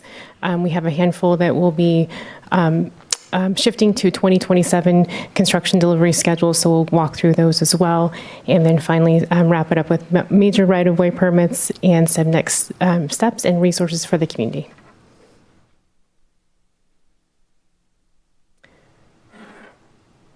Not sure. There we go. It's just a lag. Just wanted to preview. This is same information, different graphic that we've been utilizing for a while, but majority of our projects come to us from the 20-year plan. We ideally like to plan for infrastructure for 20 years. Those plans are incorporated into our transportation master plan, our storm and surface water master plan or comprehensive plan, and of course we form 6-year capital improvement planning lists. We do have transportation and stormwater plans that are interdependent on each other within those capital planning lists. You'll see many of the projects before you tonight have both transportation and stormwater components, so they pull from both of those capital budgets. And of course, as we get closer to project delivery, those 6-year plans are have allocated funding in the council-approved budget. Of Of course, we're talking about the 2026 budget today, and some of these projects will be recommended for advancement into the 2027 and 2028 budget that you'll see this fall.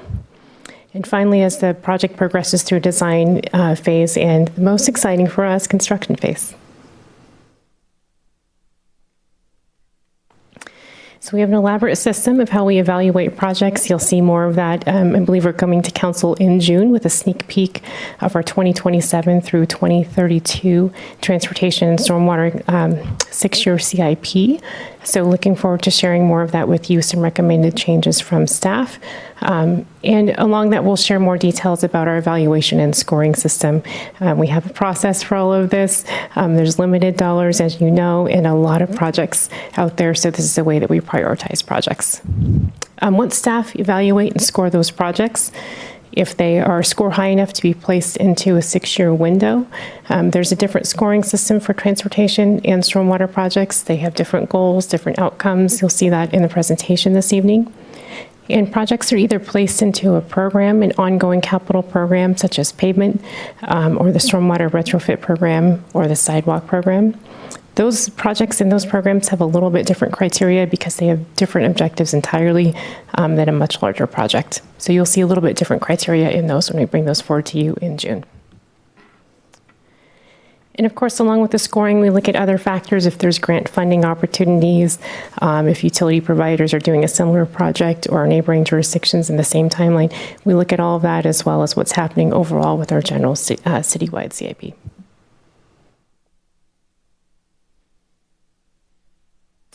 So the project begins, as I was just describing, with the planning phases. Sometimes this can be as short as a few years. Sometimes it can be 5 to 10. Sometimes as much as 12 to 20 years in the making, depending on the complexity of the project. Throughout that phase, often intermingled is preliminary engineering, where we evaluate different alternatives and options. Along the way, feasibility analysis, we begin early risk assessments at that stage, and then the project advances to design phase. We're often asked what 30, 60, 90, and final design means. It's not associated with the actual physical elements on the ground. It just marks a substantial milestone as that design progresses. The 30% milestone is a critical milestone to see. You'll see some more information on the next slide. That's a key milestone to reach for any grant funding partnerships. At about 60% design, we begin the permitting initiation process, which can also take years, as well as easement and land and right-of-way acquisition. All of that culminates in our final design and bid specification process, which is advertised, and then construction begins, just like you saw the project before you tonight.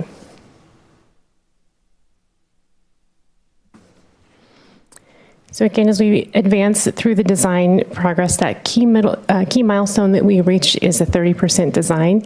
You'll see our graph on the right hand of the screen. As a project progresses, the ability to make changes really decreases as it advances. We can always make changes, but the cost in both resources and time and money and materials rises exponentially once we cross that 30% threshold for a project. At 30%, again, the key milestone for grants, the project limits are defined. All of our preliminary assumptions that we were exploring initially are confirmed. And then as we approach 60% design, those design decisions are largely established within the project. And that's, again, that threshold that we have to meet to begin our permitting process with our regulatory agencies and our own codes and standards. As we progress all the way through final design and prepare the bid package, it's really minor refinements along the way, but as we reach final design, that plan is essentially complete at 100% design.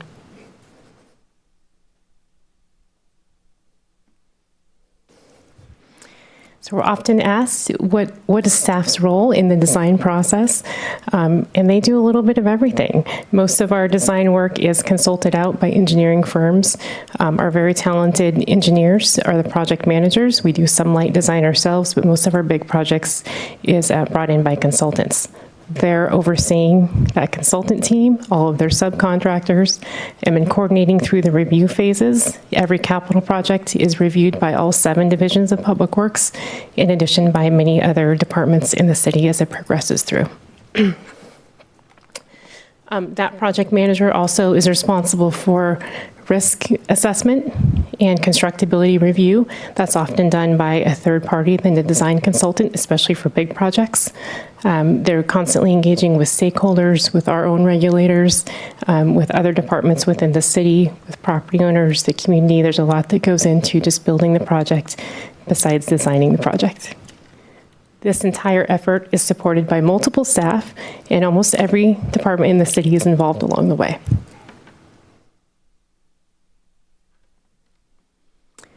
Finally, as we switch to construction, in Sammamish, our design engineers are also manage construction phase. Some cities have it set up a little bit differently. Again, they continue oversight of that project all the way through closeout. So again, we're looking at constructability review, risk management. We're often working with legal along the way, updating, reviewing submittals from contractors. Sometimes the project manager can serve as the on-site resident engineer. Sometimes we contract that out in the case of the George Davis Creek project. All of our projects require inspection, oversight, and support. Depending on the complexity of the project, we do have third-party inspection support in addition to our own very talented inspectors. And finally, as we begin to close out a project, that process itself takes about 12 to 18 months, depending on the bonding warranty period and how long it takes to hear back from our own regulatory agencies as we're submitting the paperwork for closeout. Any questions on the capital planning process and advancement through design and construction phases? I do not see any lights, so we'll save the questions, I guess. Great. Okay. Thank you. Again, we have a large list of construction projects this summer. We're very excited to begin earlier tonight as you approve the consent calendar. Thank you for approving the contract award for George Davis Creek Fish Passage project. We're excited for both that contract award as well as the construction management on-call oversight for that project. We'll walk council through a handful of these other projects. You'll see very similar formatting in all the slides. There's, again, a lot of content there, but happy to answer any questions. Collectively, this list of projects is delivering a lot of new infrastructure for the community. We are not only creating connections and safe routes to school, as well as providing additional parking spaces. We're upgrading curb ramps for accessibility, upgrading our signal cabinets, and upgrading approximately 5 lane miles of arterial roads and about half a lane mile of local roads. In addition to adding new sidewalk, almost a mile of new sidewalk, new crosswalks, new bike lanes. A short span bridge will be built this summer on East Lake Sammamish Parkway, as well as adding new streetlights, bike racks, and benches. While we build infrastructure, we also protect and enhance the environment. So projects this summer will remove 4 fish passage barriers. It'll open up approximately 1 river mile of stream habitat for salmonoids, restore approximately 1 acre of habitat and riparian areas across different projects. And these projects combined will treat 23.5 acres of impervious surface for water quality.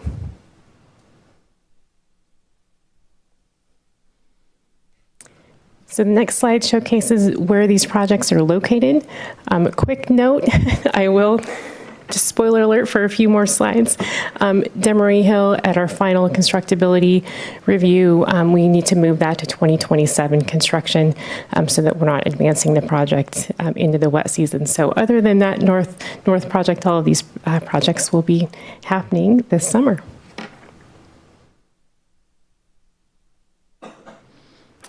This is what our timeline looks like. We'll be very busy in July and August and September as all of these, like I said, go to construction.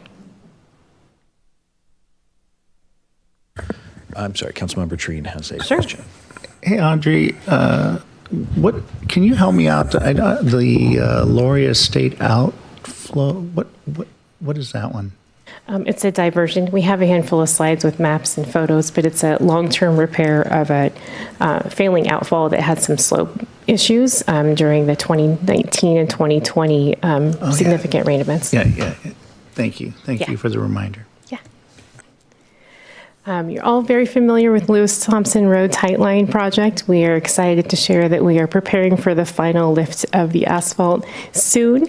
We're very excited to close the project and complete the project. This project began actually as a stormwater project. This is one of the top projects from the Zach Hughes Basin Plan. Council added a non-motorized elements and early enough in the design that it did not impact significantly the project schedule. A little bit later in the design, council also added a little bit of an extension of the scope to include the signal cabinet upgrades near the parkway as well.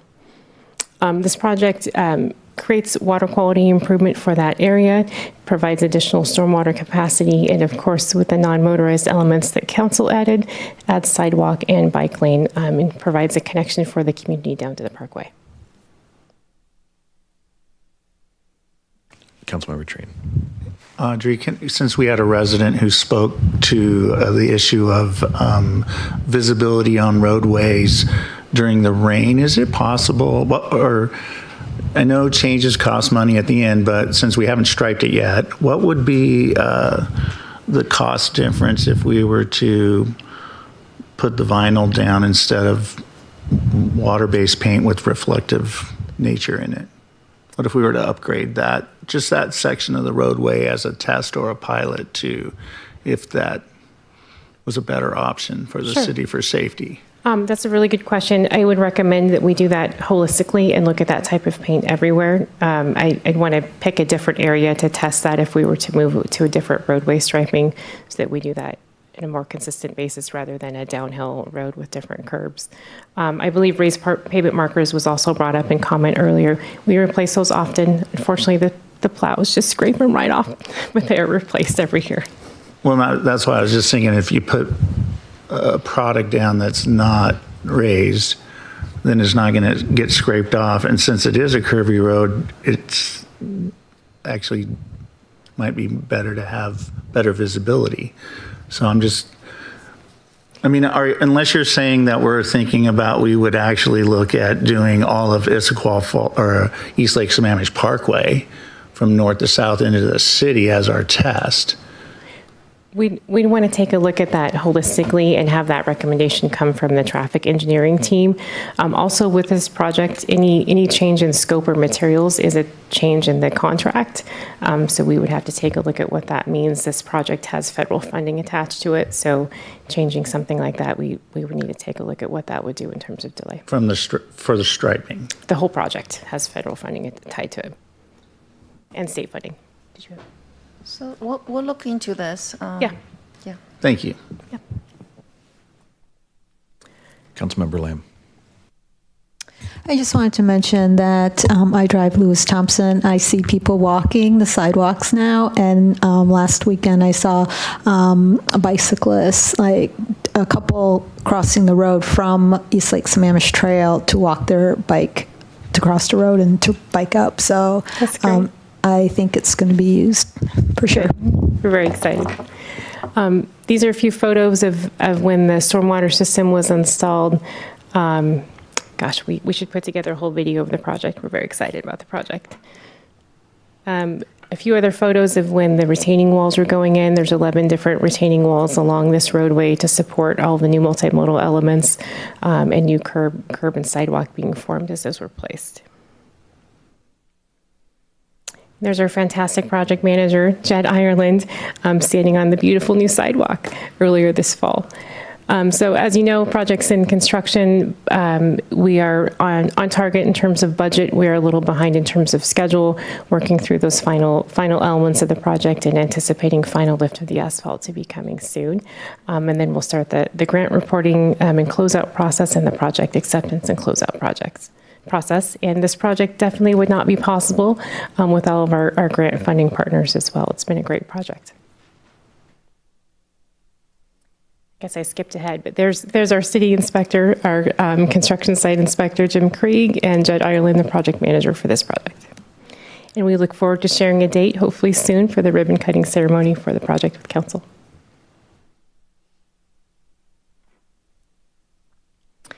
This is perhaps our most complex project starting this summer.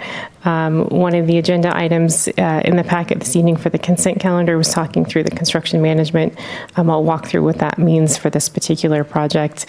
Fish passage projects are very complex. Riparian area projects are very complex. So looking forward to getting this project underway. It's been many, many years that we've all been waiting for it. As you know, this project removes 4 fish passage barriers and opening up a lot of really great habitat for salmon and other fish.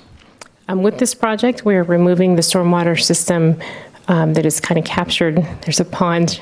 It's in the lower left photo. That's off of East Lake Sammamish Parkway. We're removing that system, and there's a bypass system that King County installed a long time ago. That'll be removed with this project as well.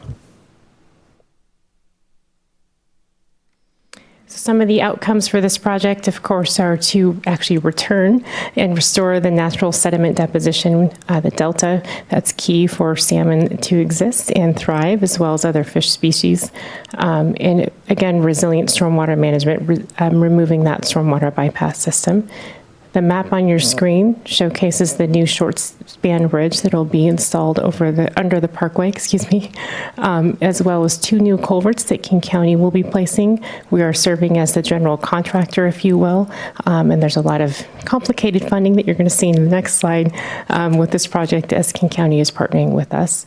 This project is also removing a dam upstream to open up that full river mile of waterway for the fish. So here's the fun and the numbers. The total expenditure for this project is just over $13 million. Thankfully, our bids came back low, so that was great. We'll be offsetting that with some extra costs needed for construction management. This is a very complex project, as I was talking through before. All in all, the total project cost to the city will be just over $4.3 million. Excuse me. I do want to note that these costs do not include any property acquisition or any of the legal costs for the project.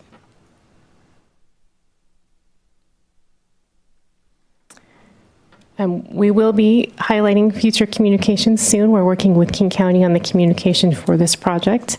The trail will be closed for the duration of the project. East Lake Sammamish Parkway will have down to 1 lane closures. That'll be signed as soon as the contractor gets on board.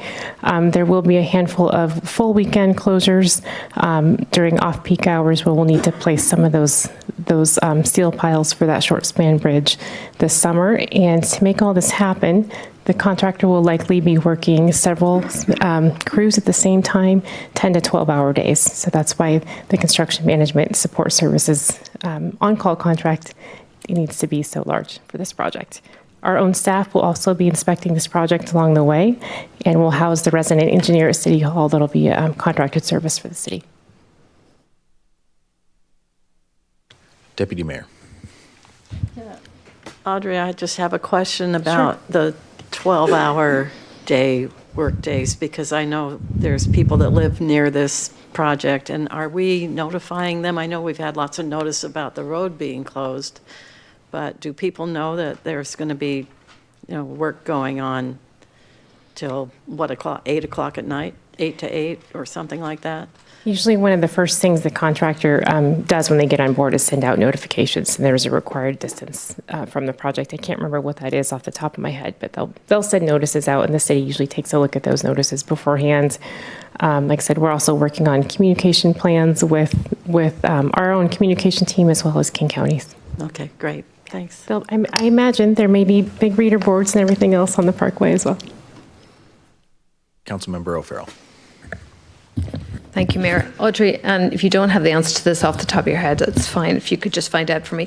So when you were showing us the breakdown of the cost of this project over a number of years, it totals to about $13 million. And then we've different revenue streams that came in, costing the city about $4.3 million, but that doesn't include property acquisitions that we've had to do. I'd be really interested in knowing what that number is and what the real cost of this whole project is over time. And I know this project dates back several years, but it would be really interesting to know, what is the real cost to the city for undertaking such a mammoth project such as this? And thinking about the possibility of ever doing projects like this going forward. So if you could let me know about that, I'd appreciate it. Thank you. Absolutely. To kind of follow on that point, is the 4.3 million, is that, are you calculating in staff time as part of that, or is that, so this is hard costs? These are just hard costs, Okay. consultant and contractor dollars. Thank you. This project is unique. Like I said, it's very complex, so we have 2 dedicated project managers to move this through construction, in addition to the contracted resident engineer.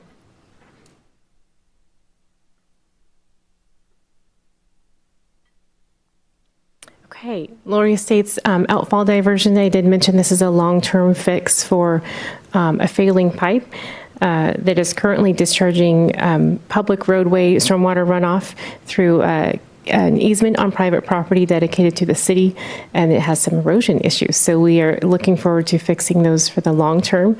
This project includes installing a new stormwater conveyance system, so new storm drains and pipes along the southeast 18th Street, and then discharging that new system with a dissipation rock system right near its receiving water body, which is Canaan Creek. These photos are a little small, but you can see some of the erosion has been caused by, or partially caused by, this outfall. We had an interim fix that we repaired this in 2020, and like I said, this is the long-term fix. Really looking forward to this project coming to fruition in 2027. There is a slight chance, we're hoping that we might be able to make the full construction window this summer. It's really critical for a project like this that we are able to complete it within construction window. There's a critical area restriction and lots of permitting that we need to abide by, of course, with this project. So we should know in the next few weeks if we're able to deliver this project in 2026. If not, the bid package will be finalized this year, and this will go out to add early 2027 for early spring construction in 2027. The total construction cost is around $800,000 for this project, and total project cost will be about $1 million when this is fully wrapped up. I have a question on permitting. Sure. Are the permits for this project in particular outside of our authority to grant?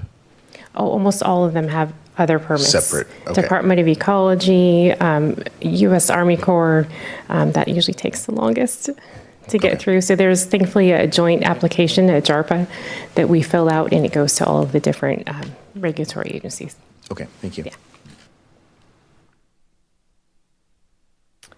I'm going to switch gears a little bit and provide a handful of overviews about our programs. Within those programs, there's a handful of projects. So this is the Stormwater Retrofit Program. This is funded as part of the enhanced level of service for the stormwater utility.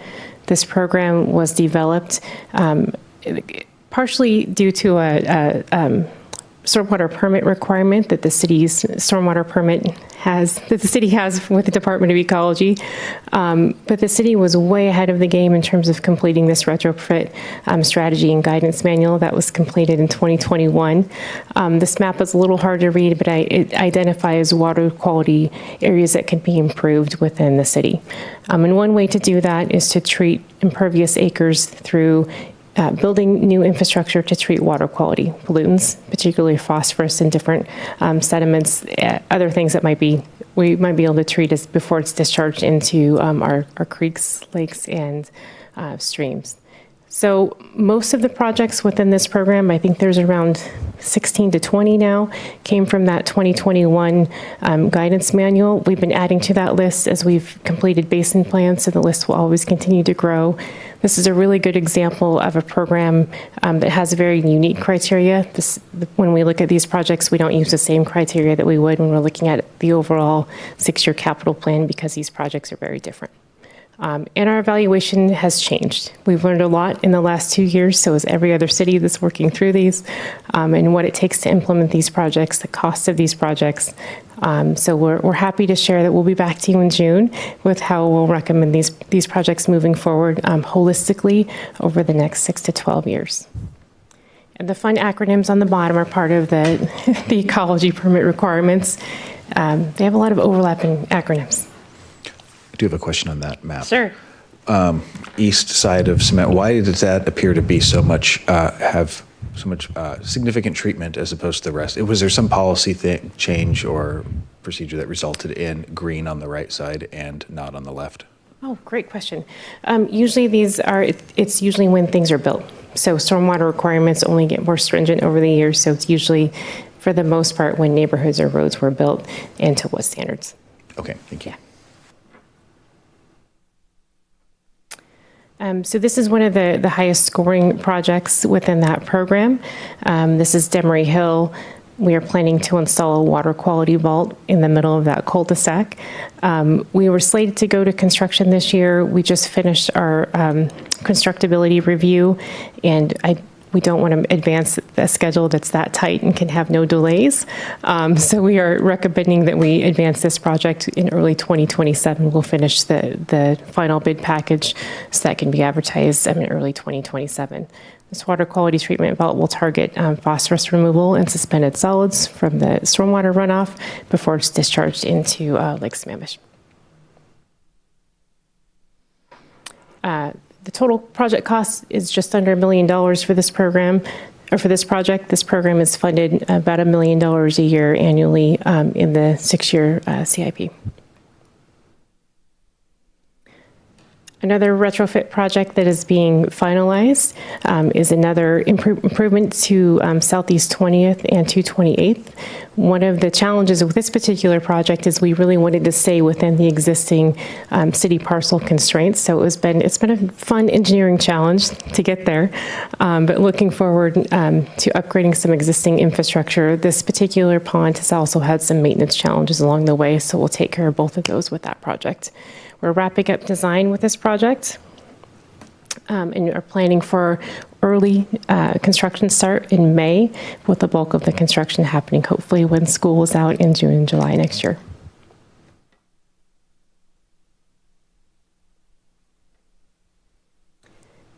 Southeast 6th Street improvements. I know that we had a presentation not too long ago to council, so you should recognize a lot of these slides. Very excited that design is progressing on schedule for this particular project. We are aiming for end of July, early August start. We'll get to those in a little bit, but this project is being designed and constructed by the city, the southern half of the road. The northern half, as you know, is being built, or has been built by the developer. The final lift of asphalt is slated for a few weeks, I think, from now. Late April, early May. Looking forward to bringing very large enhanced sidewalks, enhanced crosswalks, and ADA ramps for this, as well as some street lighting and benches. Part of the outcome for this project was a cohesive legacy design versus just creating kind of islands of infrastructure improvements. So with this improvement, we'll have angled parking spots, lighting, new stormwater infrastructure, just in the form of some drains. We are able to utilize and retain the existing rain gardens, so very excited about that. And we're able to reduce the overall impervious surface in that area. These photos are from February. This shows the existing grade for what has been built by the developer. Again, we're going to come in, that curb line in the middle is just about the center line of the road. So we'll come in and match that grade. And this next photo shows a little bit more of kind of where that new road will be placed. So that will be placed essentially over the top of where the current access for the park is. Behind that will be a 10-foot sidewalk, and then behind that will be some new landscaping, and then we'll utilize the existing rain gardens on site.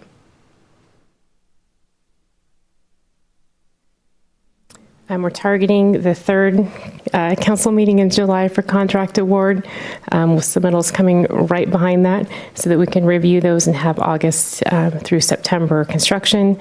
Hopefully, if we have a nice fall, we can get the final lift of asphalt in at the end of October. If not, that'll be pushed to 2027 depending on scheduling.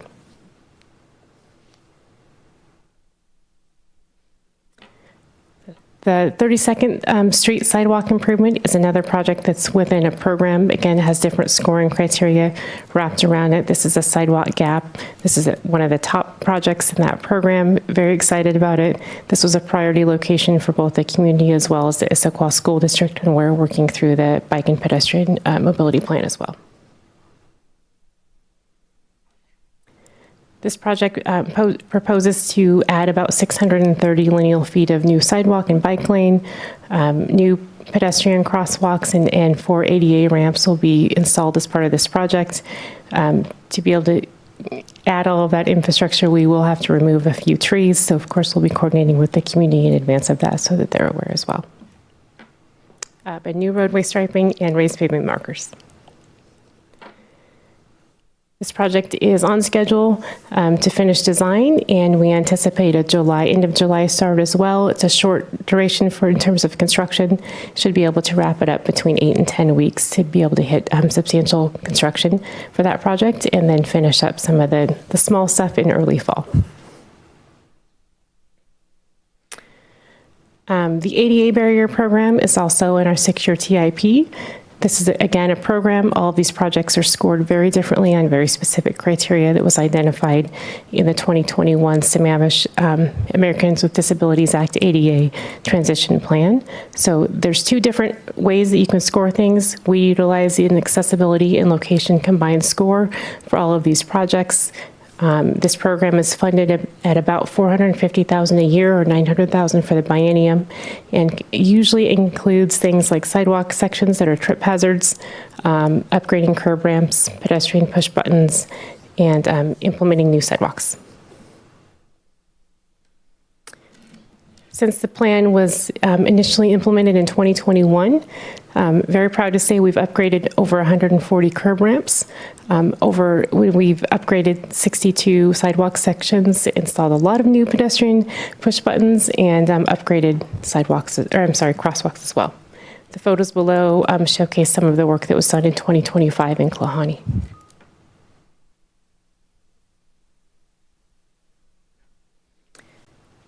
This was the identified locations planned for 2026. This particular project is on pause until we can gain capacity.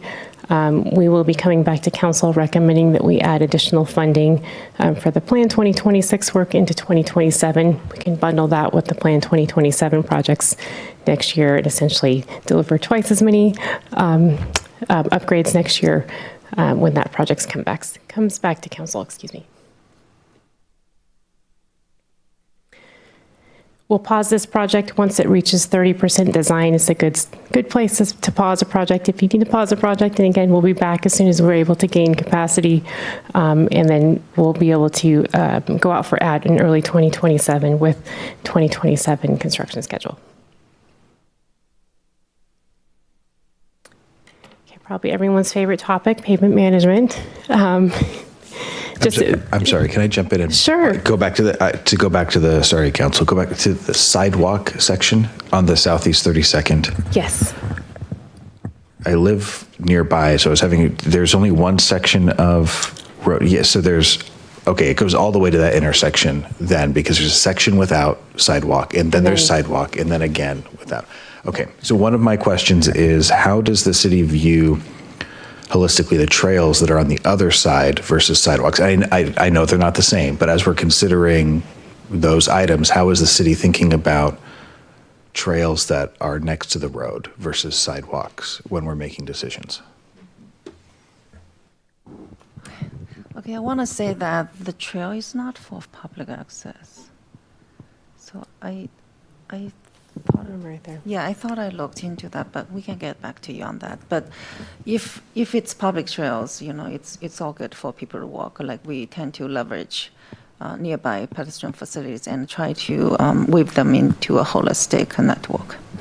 Yeah, I think there's a section, there's a large portion that's city-owned that goes all the way down Duthie Hill Road, right? Then there's another section where I think it says HOA property for a time, and then there's like a mix of it existing and not there. It's not great for pedestrian access. I was just curious about, as we're looking at sidewalks versus trails and how we intermix them. You don't need an answer now. I was just curious if there was a policy in place about how we make that determination. We can certainly bring a few more details forward. This, like I said, was a priority. We've had a lot of requests for this section for a long time. There's an absolute need for the sidewalk there. So I have no problem with the sidewalk going in. I think it's going to be great. It's just anyway, I don't need to repeat myself, but yeah. And majority of our recommendations will come again before you in June, and of course with the budget in the 6-year CIP. Our sidewalk program does focus on arterials, and that was the focus of the bike and pedestrian plan as well. There are different benefits of sidewalks, such as lighting, as you know, and ADA compliance as well. So that would be something to take into consideration as we're looking at those.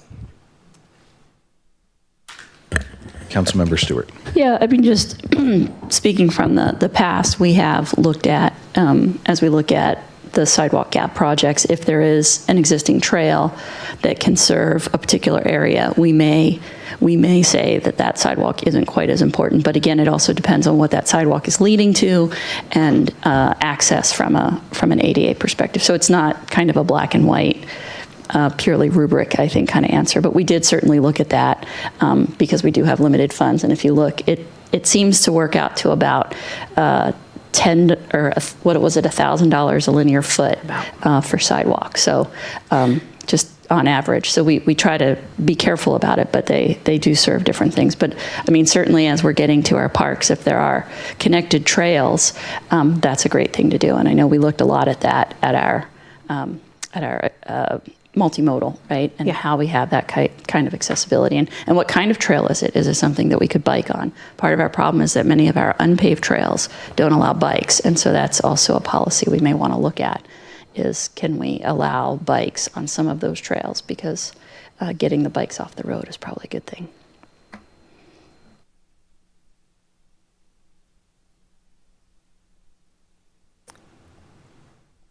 Okay.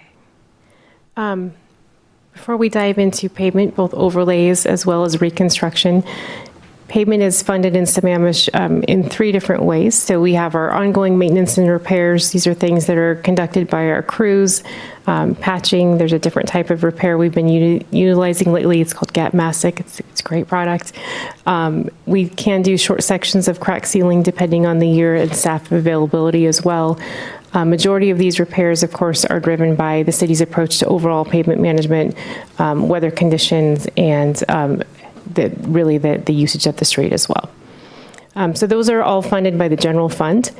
And as we move into pavement preservation and rehabilitation, that funding comes from the street fund. So that includes our bigger sections of crack sealing, overlays. There's other methodologies. You'll hear more about this later on this year with the pavement management strategic plan that we can consider. It produces a different type of surface than overlay, but it can extend the life of the road for a lot longer. It just has pros and cons to it, but it's a lot less expensive that we could look at that as well. Pavement preservation and rehabilitation, when it's not done in-house, requires light design and a full bid package to go out for the contractors as well. And of course, construction management support when it comes time for construction. And finally, pavement reconstruction. We heard public comment tonight regarding Shore Lane project. That is one of the projects in that program. This is on our capital list, so that's funded by the 340 Transportation Capital Fund from REIT, and this requires full reconstruction of the road down to the base. So a lot of different things have to happen when we have to do that, including there's usually stormwater investment as well, as we have to upgrade the stormwater systems. The city's stormwater permit with the Department of Ecology has a new requirement coming in 2027 that will mean different things as we start to work on our roads. So more to come on that, but essentially it'll become more expensive. How much more expensive? When we are preparing to do all reconstructions and a lot of our broader overlays will require, if we reach a certain threshold, we have to upgrade the stormwater system. So all of the cities are walking through this and what this means and costs, and it just means we need to plan differently further out. Since the Shore Lane road is being pushed off, does this change in the requirement impact the, okay. No. Councilmember Treen. Question asked, question answered. Thank you. There's no other questions. Okay, great. Our 2026 pavement overlay program consists mostly of our arterial work. It's about an 80% arterial work to 20% local roads. We don't have a policy in place for that. We would like to bring one back to council later this year with our pavement plan. That is a common split that a lot of cities utilize when they're looking at road work.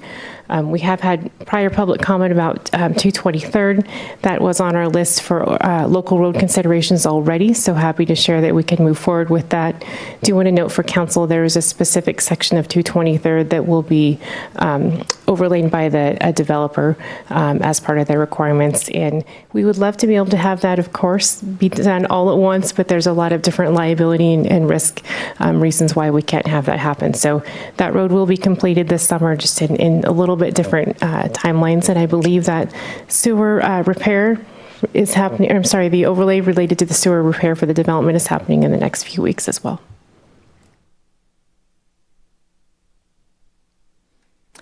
So all in all, our pavement program will restore just over 1.75 miles of lane miles of arterial roadway, or I'm sorry, of roadways, and 1.32 miles of arterial roadways, and just under half a mile of local roadways. We anticipate the construction cost will be around $2 million. The map that I was showing on the prior slide of all of those, Issaquah Pine Lake Road will be prioritized for construction first, as its proximity to all of the schools. So hopefully that'll be wrapped up well before school starts. We do have peak hours that we have to work around, which sometimes can take the projects a little bit longer to build. So that's a consideration as well. And then we'll work likely north from there, but it'll be up to the contractor. Councilmember Stewart has a question. Yeah, is there any potential cost savings when we look at doing, like as we're doing overlays and stuff like that, combining that with some of the sidewalk gap stuff? When you go back to that map, I just glancing at it, and I don't know exactly where those places are, but a lot of those places are at least near where there are known sidewalk gaps. So again, as we're going in and having crews and tearing stuff up, is there any benefit to that? We can, but it's usually very different contractors that would bid on those jobs. All right. So usually there's two contractors that bid on the overlays, and so they would need to probably bring in subs, I'm assuming, to bid on a bigger project if we combined. Thanks. Yeah. I have a question on Issaquah Pine Lake Road. There was there was a project to be done on that road at some point. It was going through open houses and whatnot, and it was talked about several years ago now. I don't know where it is in the process. So my question is, where is it in the process? And can we wait on this road is it close enough to where it might make sense to let the road degrade a bit more? Because we're going to end up doing that portion of the road when we do the road, well, whatever it is, expansion, basically. I think it was a roundabout considered along with some other things. Yeah, it's a great question. That project has been part of our capital planning process for a long time. In the TIP, you'll actually see a corridor plan for that particular road, so that we would love to bring a corridor plan and study to council with the goal of having adopted a plan so that we know what we're building on that road for 20 years. In the interim, this road, it's a perfect score. I can't remember what the exact score is off the top of my head, but it's a perfect time to overlay. Sometimes if we wait, especially on an arterial, we lose that window, and then the project becomes very expensive as we have to explore reconstruction. Okay, so it's not it's not 6 years from now, maybe not even 10. No, Okay. we would just be beginning the corridor planning process, and then we'd just beginning to advance through all the design milestones. Thank you. Yeah.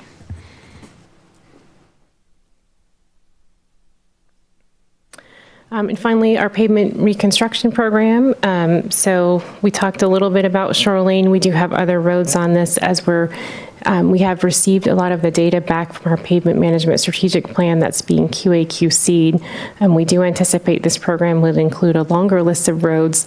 There was one section including, I'm sorry, that's supposed to be Northeast 8th, not Southeast 8th, but that we were hoping could be a candidate for an overlay, and it actually needs to be reconstructed. So that'll be added to the list to consideration in future years. As you heard, we did receive public comment this evening from Shore Lane residents for the reconstruction project. We'll work with our team to see what scheduling, what we can make happen with that project. That is a project that does remain in the program. There is funding in the program, so we'll look at to see what we can do there.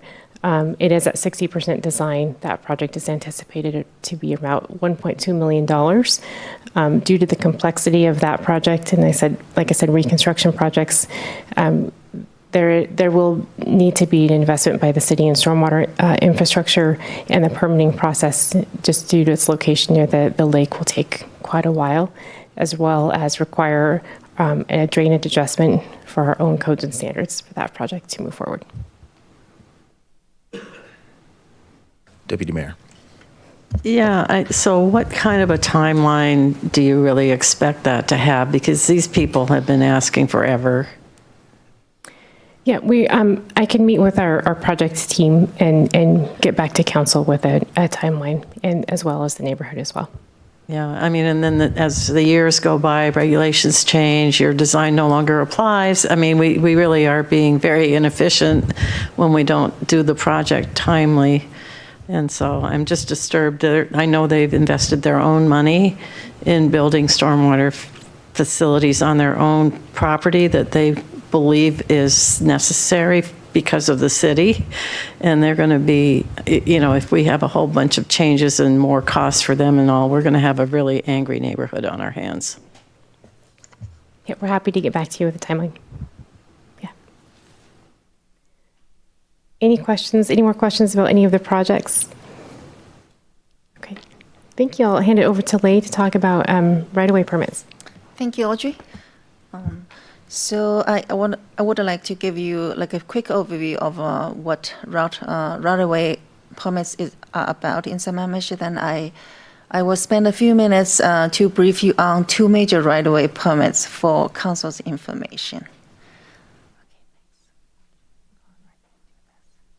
Okay, so any private use of our public right-of-way requires right-of-way permits. The code authority is in Sammamish Development Code.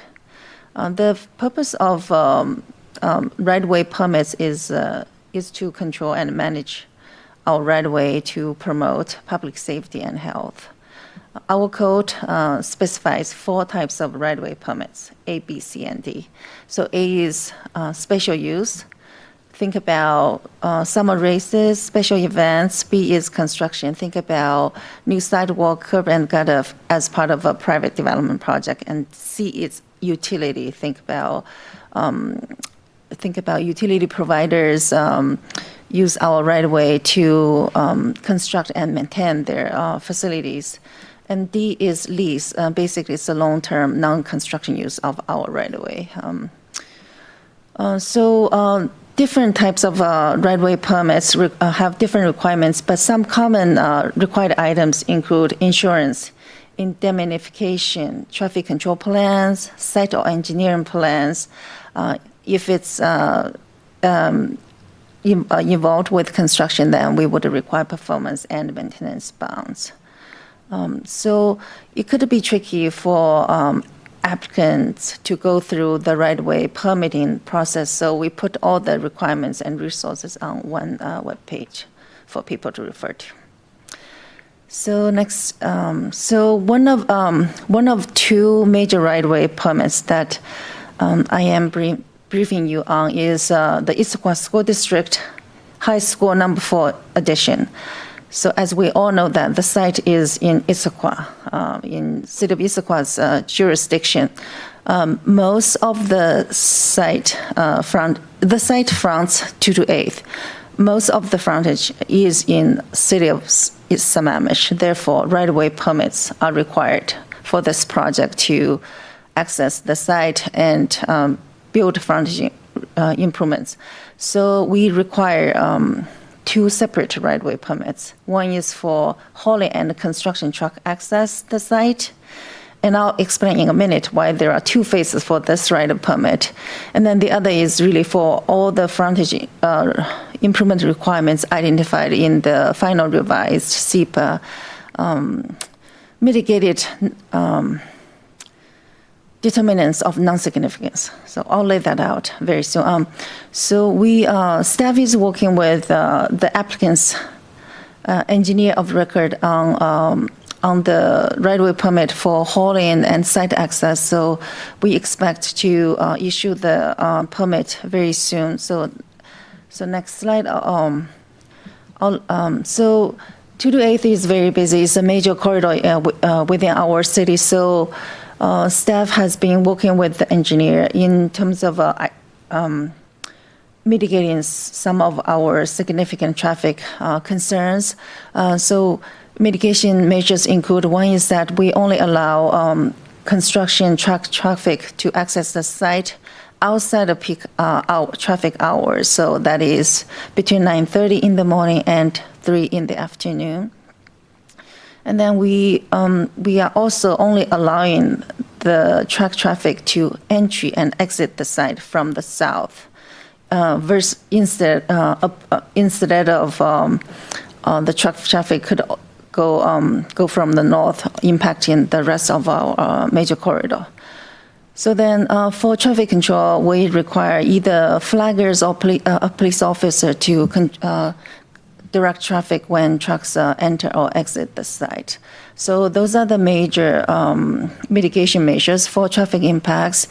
And then there are two phases for this right of permit because the Issaquah School District right now only has the right to use one of the construction access. So they we require them to restrike the existing pavement to have 3 lanes. So right now the existing pavement is about 36 feet in width. So they'll have an additional northbound left turn lane into the site.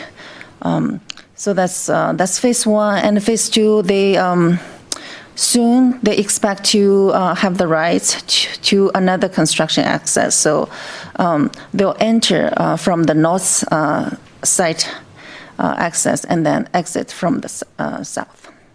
So next. Let's see. Let's figure out a way to use this plan. So there are substantial frontage improvements on 228th in the city of Sammamish.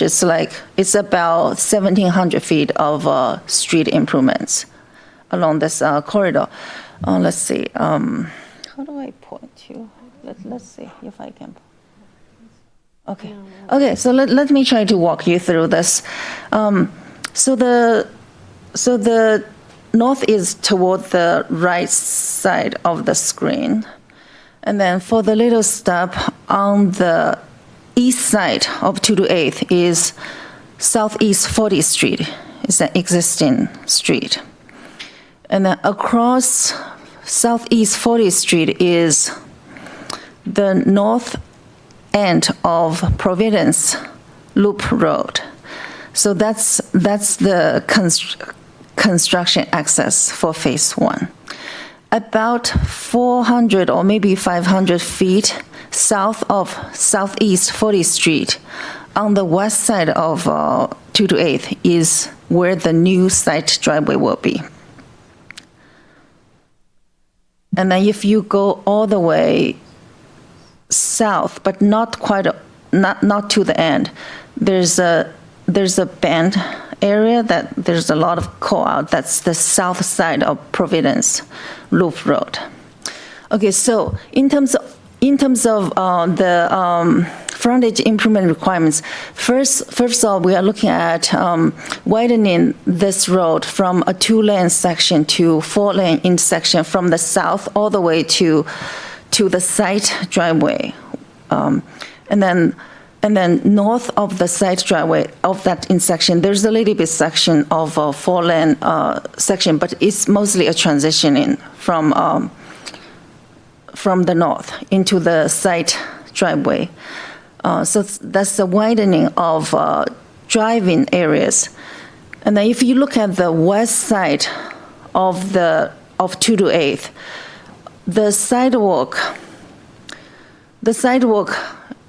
new sidewalk will be between the north point of Providence Loop Road all the way to where current sidewalk exists on Southeast 43rd Way. Of course, part of it is outside of Sammamish. Part of it is within Issaquah, but people can just walk. They don't need to care. And then if you look at the east side of the project, starting from where the site driveway is, but looking at the east side, there will be a new sidewalk, of course, a landscape buffer, all the way to Southeast 40th Street.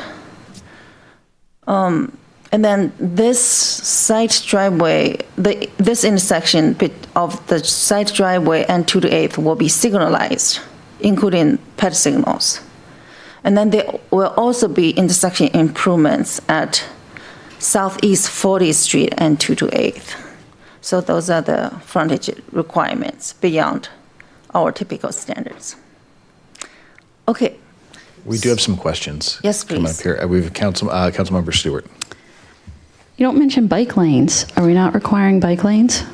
I know on the south end in the Issaquah portion of that roadway, the newer parts, they have a bike lane. And I thought that bike lanes were part of our road requirements. And it is a school, and especially being a choice school, the buses that provide transportation don't necessarily go as close to houses, right? So you may actually have more kids wanting to use alternative sources of transportation because the bus may not come that close to their house. Yeah, so our lead development review engineer on this project and I were just talking about bike lane. Audrey and I also touched base on this. So this is from the determination, MD and S determination. So part of the document mentions bike lane, but it's not in the mitigation measures list. So I need. But isn't that part of a road standard? Yes.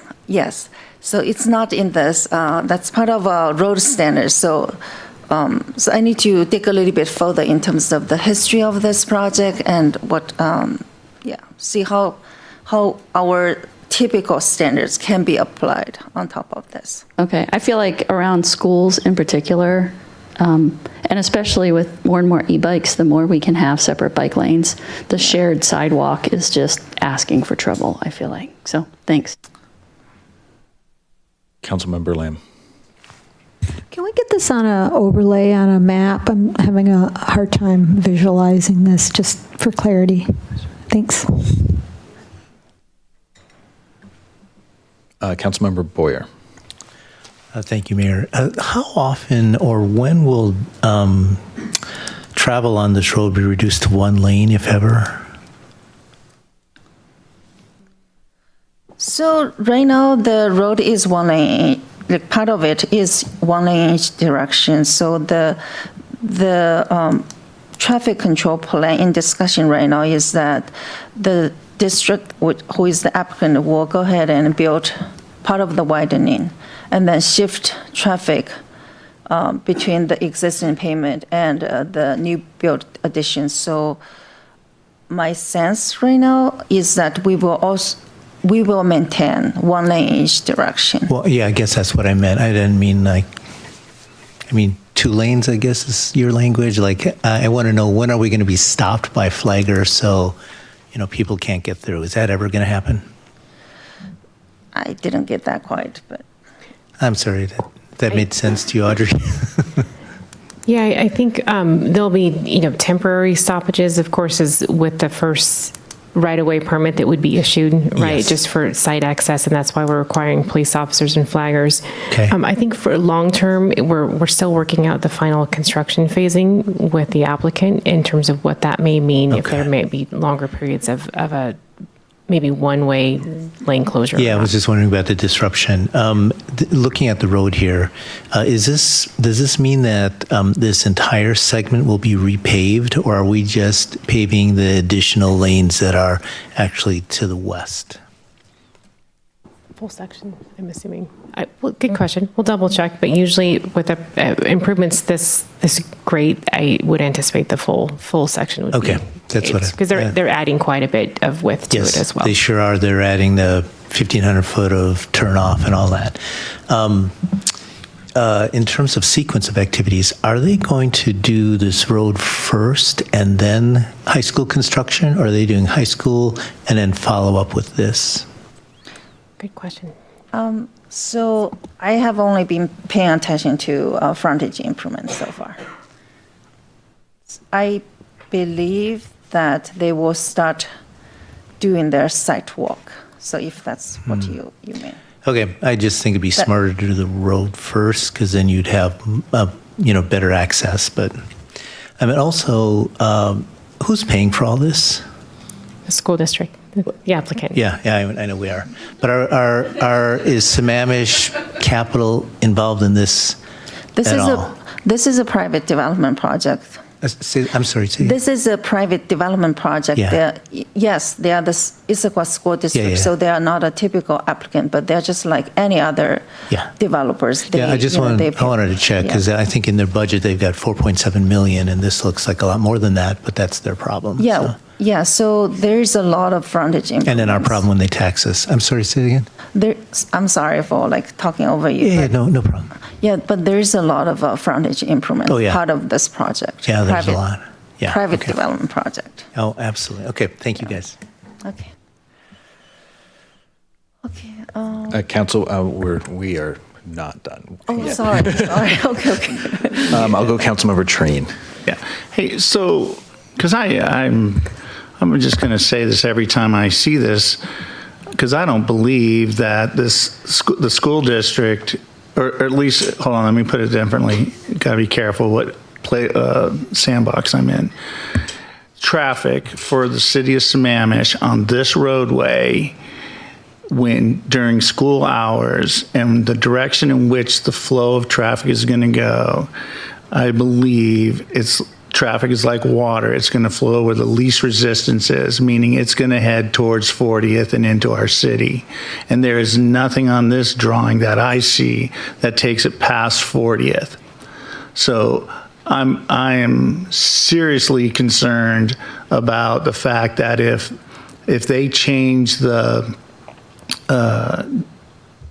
student population and where they're coming from to go to this school, really makes a huge difference on how far we should have them mitigate for this. Because, like you said, it's a large infrastructural project. So that's the first one. The first one is if we don't have ironclad, and this, Carrie, is really for you, if we don't have something written in this permit or into the construction agreement or with the school district, that if they change their patterns of where the students are coming from, they have to fix the road for us. The second thing that I have, and we sent a letter to the Issaquah School District about my second challenge with this project, is that this is the entrance, this is one of the main entrances into our city. And so I just look at it and just went, wait a second. So I drive by a sign that says Sammamish, City of Sammamish, and the next thing I stop because I'm in traffic due to a school. And then what does that look like? Like, not only what does that look like for that I'm stuck in traffic, but then two, what am I even looking at besides the red lights? What's the wall look like? What's the signage look like? What's all the way down to the striping to the bike lane? Thank you, Councilmember Stewart, because I'm with that on that. How come there's only one sidewalk on one side of the roadway? What's going on with the water? So all of a sudden now I'm driving up right into our city. I'm going through our gateway, coming into my beautiful city, and I have this to look at. So I'm really super challenged with the fact that, I mean, I'm glad to see where the entrance is, but it even leads me further to believe that roadway needs to go past 40th, and it needs to be four lanes, maybe 5 lanes, because I got to let some people out of their neighborhoods or the small business center that's right there. So I'm afraid we're not doing a large enough mitigation for the impact that's going to happen from this project. Does that make sense to you? Am I barking up the wrong tree here? That makes sense. The mitigation and determination was all done by the school district, right? So we have the authority within the right-of-way itself in terms of permitting how the improvements are meeting our standards and protecting the traveling public. But the mitigation itself and the SEPA determination lies with the school district, and then all the site improvements, of course, are with City of Issaquah.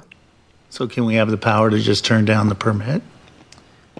No. So so this is where legal needs to get in here and help us out, because I don't see how we're protecting the citizens of, the residents of Sammamish, and this was, I think, Councilmember Boyer's point, are paying for this.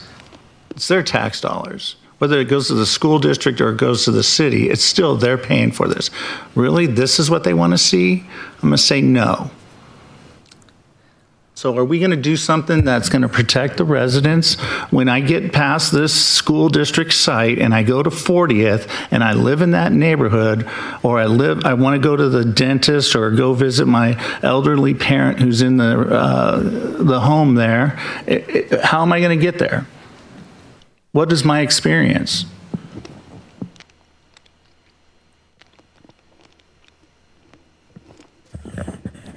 Or are we just going to just say, no, I'm sorry, whatever the school district wants to do, the school district gets to do, because that's IDA and that's the law?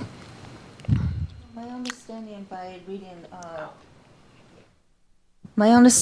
reading, the determination is that the school district worked with the city of Issaquah through public processes, and our DCD and Public Works have also participated in that process. A lot of the frontage improvement requirements are really a result of us pointing out deficiencies to them, staff and the city as a whole. So as Audrey mentioned, and the determination of mitigation has already been done. And where are they are they at 30% then? So that this is going to be exponentially cost more if a change is made? We have this determination, and we have our public works standards to work with. So those are what we have to work with. So, Councilmember, if I may jump in here, just a reminder that, as the staff pointed out, in this case, the Issaquah School District is functioning like a private developer, and we can only apply our right-of-way standards and require that mitigation for as much as the project is actually impacting. Where it's been determined that it's already been impacting, we don't get to come in and say and necessarily change that, just because that's something that we would like to do. And this is the challenge of having a project that is being permitted by another agency, but happens to impact our right-of-way. So we're not the full permitting agency. We're only the right-of-way permitting agency, and only for a portion of it. There's a portion of the project that Issaquah is permitting as you turn the corner down the hill in the right-of-way as well. And so it is a complicated process, I grant you. And I think the team has done a great job of pointing out things that they need to do to meet our standards. But that's our role in this process, is to be the permitting agency for the right-of-way permits and applying our right-of-way standards. If I could. Oh, sorry. If I could go to Councilmember Stewart. Oh, sorry. Come back. Yeah, one question I had is, do we have a sense of the timing of when this is going to happen? Because I know we have the limitations so that it's not during peak hours, but if this happens during the summer, I know our summer traffic is significantly lower, and I'm just wondering if we'd want to consider potentially expanding those hours in the summer so that when school starts again, it won't be as impactful. So that's just one thing to throw out as a consideration, right? I think our traffic numbers, one of the reasons why we strive to get the traffic counts done before school lets out is because the numbers drop so significantly. Councilmember Trina, I share some of your concerns, and having thought through some of this, one is that in terms of entering the city in the mornings when you may have the most traffic into the school, if much of the traffic is coming from Issaquah, they'll be turning left, so you won't probably get stopped coming up the hill entering the city, because that straightaway will probably get a green along with that left turn signal. So that's the good news. The other good news is that it is a choice school, and so it is a lottery. So that's good news, bad news, which is every year the traffic patterns will be different because the kids will be coming, they will be selected randomly through a lottery. So it's nigh impossible for them to predict where those kids will be coming from throughout Issaquah School District. I mean, that's just a reality. And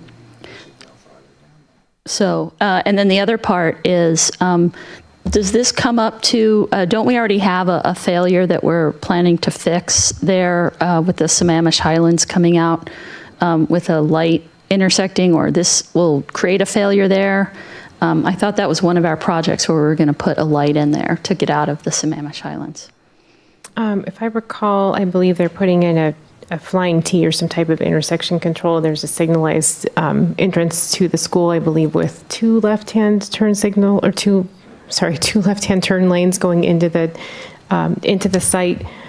We do not have any intersection failures right now. From this project, it would cause a failure coming out of Sammamish Highlands in the morning?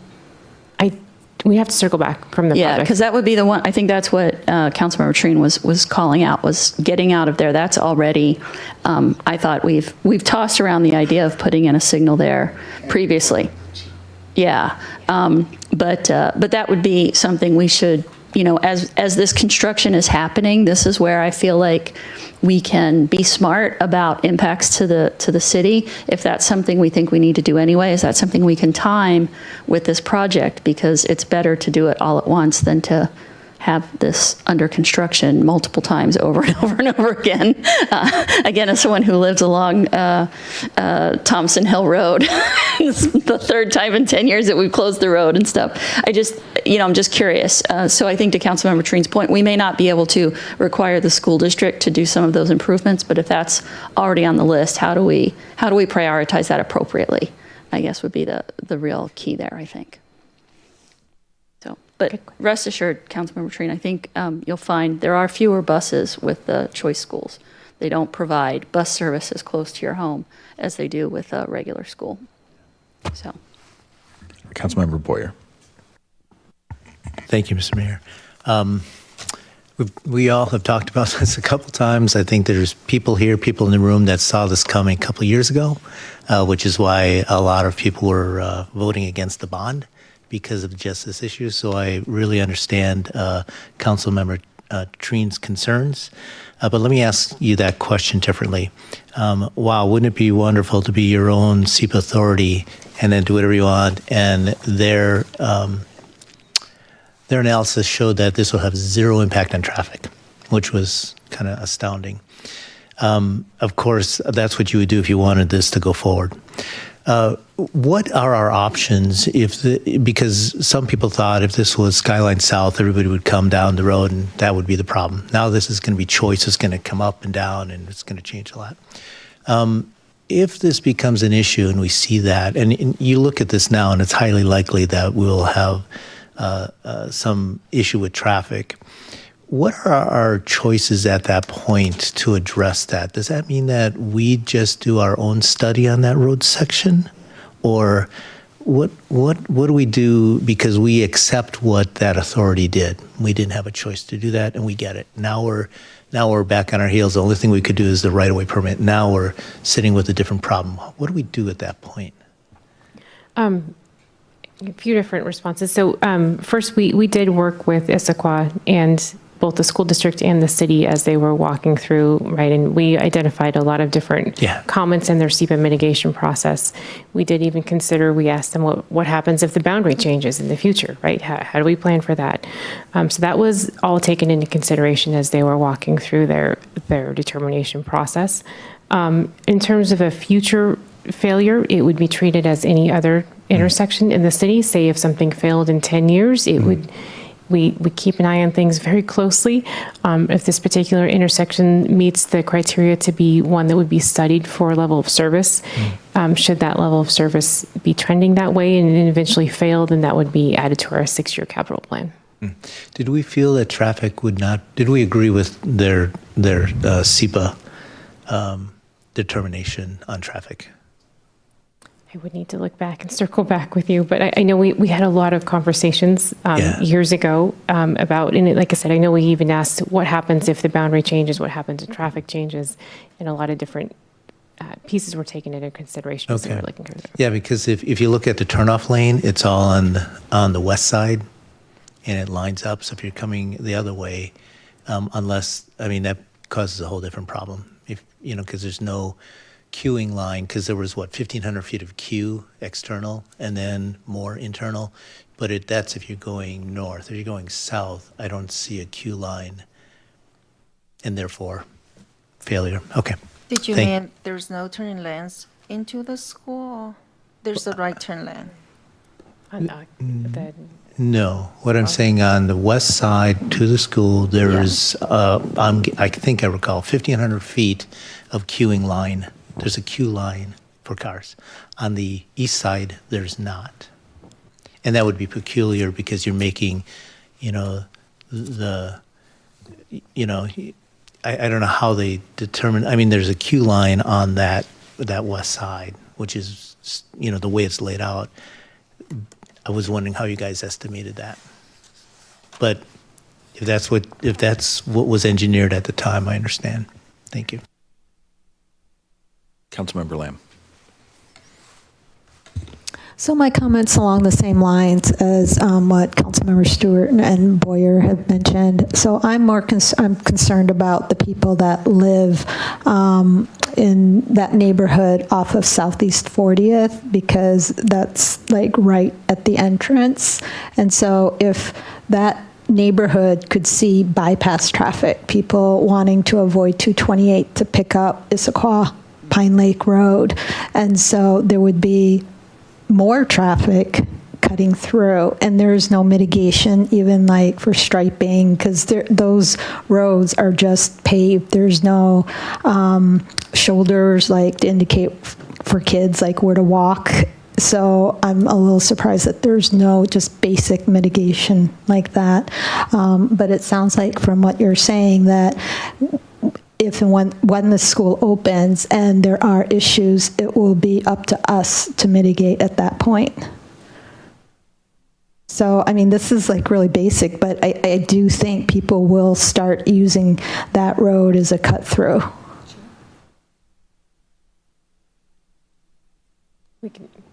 I know that was studied. We can bring some of these questions back to or send responses out to council. Thank you.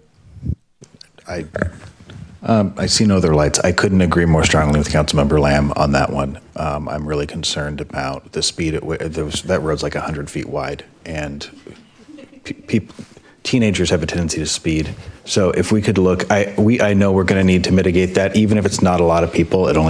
So I would like to see what options we have to put traffic calming measures in place in that area. So basically for speed management, right? Is that you?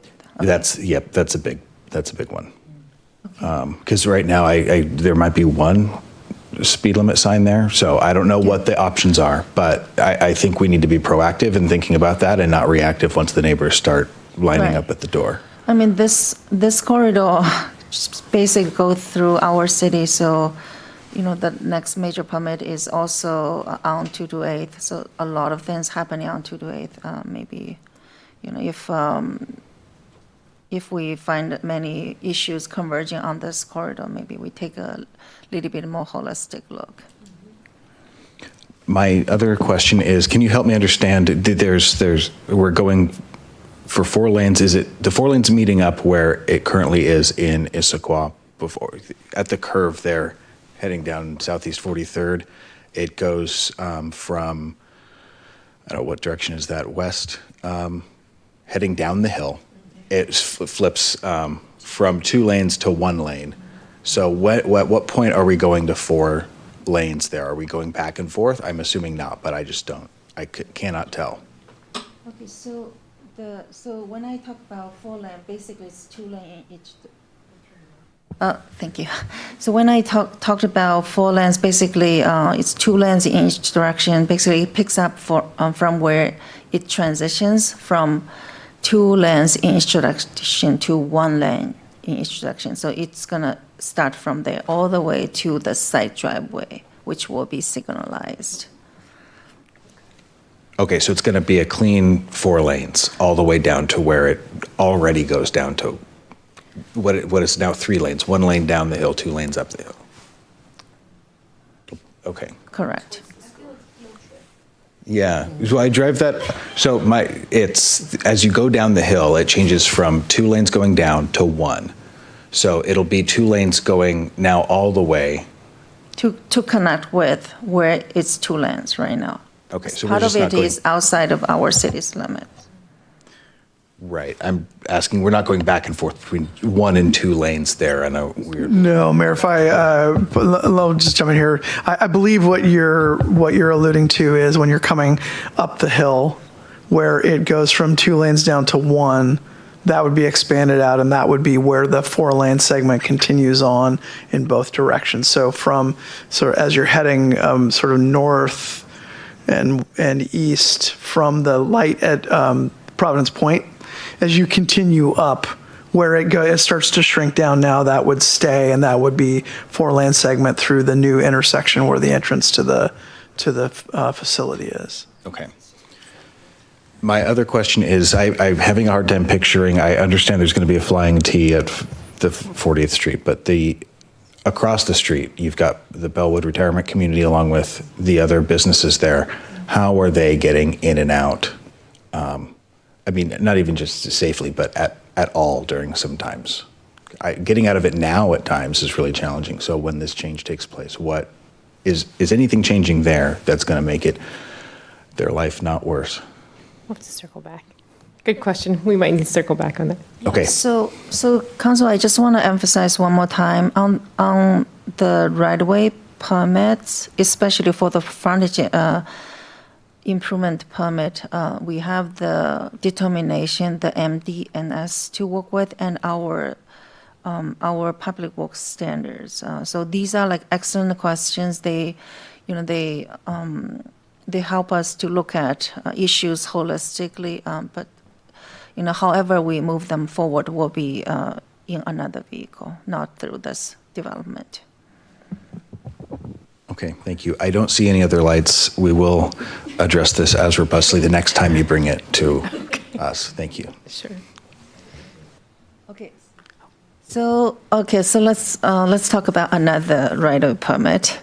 This is the Ziply fiber backbone. Some council members some people might remember our past experience with this telecommunication providers. They are expanding their fiber network within our community.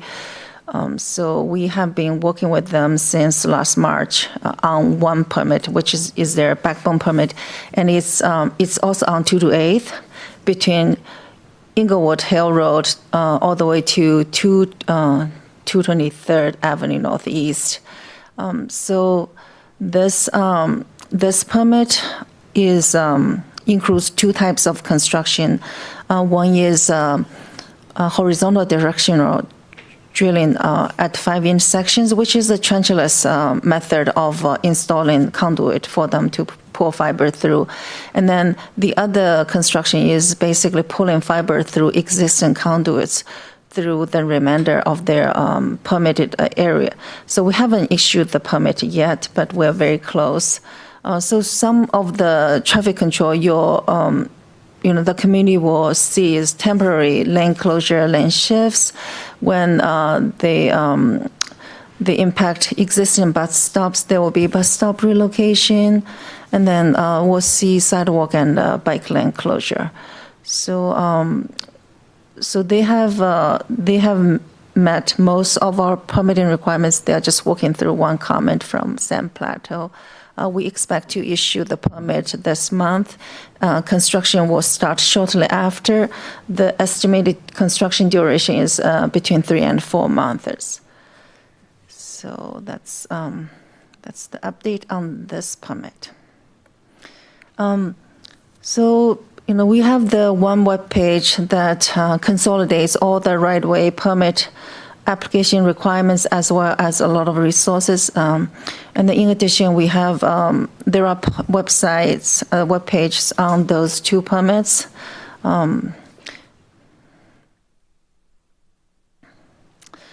So any questions on Ziply permit? Okay. So between capital projects and private developments, there's a lot going on in coming months. So we have done a lot of planning to support those construction activities. We have also assembled resources during construction. So, we have been working with the community council, also departments across City Hall closely. In addition, we have been collaborating with our stakeholders, other government agencies, school districts, sewer and water providers, all kinds of utility providers, and the U.S. Post Office. As you already have seen on each of the capital projects, we would not be able to move our capital projects forward without our wonderful funding partners. So very grateful for opportunities to work with them. So mitigating traffic impacts so that it works during construction is a major goal. We, as part of permit review, we require traffic control plans. Our traffic engineering group reviews those. The development review team reviews those. When we, as staff, routinely coordinates across all projects with other agencies on their projects and things like that. Because we have a lot construction activities, so we have assembled a team of staff inspectors and consultants to make sure that we have adequate inspection coverage, and will coordinate with others for all right-of-way concerns. Some projects, they're very complex, so they require their own communication plans. But we'll kind of communicate diligently about impacts and coming ups for all projects.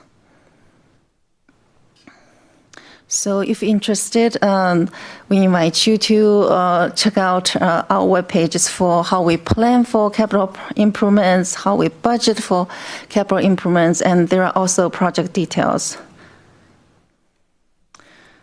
Each capital project will have its own separate web page, schedule, budget, progress, project manager. Also, we'll have update traffic impacts on cone zone page. For anybody who has concerns, especially for noise and erosion, they can submit their requests through my Sammamish portal. Finally, a big shout out for our project and funding partners. I have a question on the website content.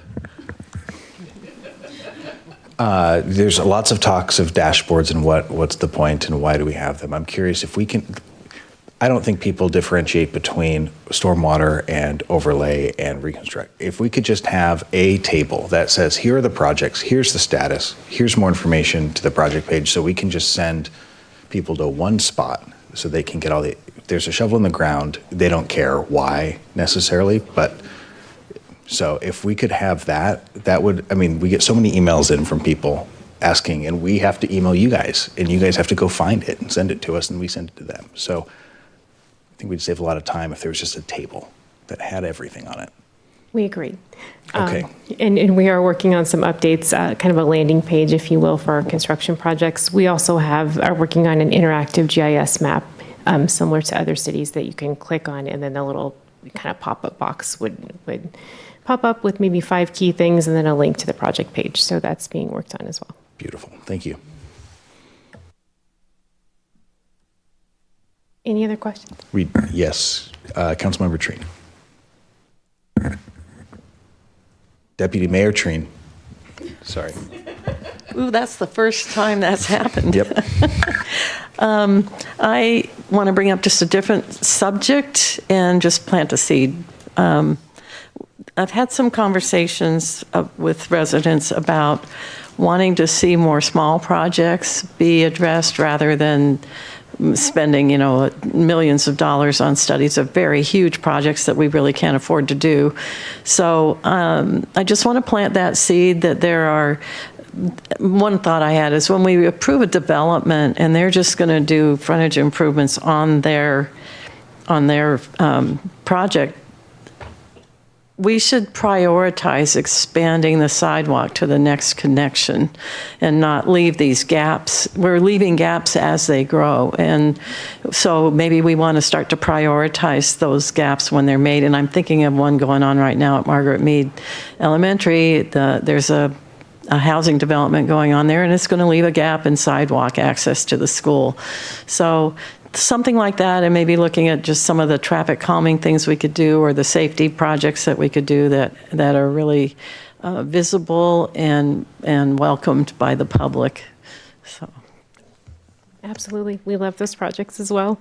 I will say just for the bigger corridors, and that's part of the investment by the city in a corridor plan, so that ideally we know the width of the road is the biggest thing that we need to design something in smaller segments so that we're not putting a light in or a traffic circle and then 10 years later, the road isn't intentionally needed to be widened and we're really literally ripping out that investment and then putting something else in. So the local roads are a little bit easier, especially if the school happens to be in a local road. That's a good intersection, if you will. Pun intended there, with our sidewalk project list, and that's coming before council. We'll also be recommending in June some different funding allocations for you to consider with our school zone safety improvement projects that may get to what you're talking about. All right, there are no more lights. I think you're off the hook. Thank you so much for the time and effort that went into that. Sure, thank you very much, Council.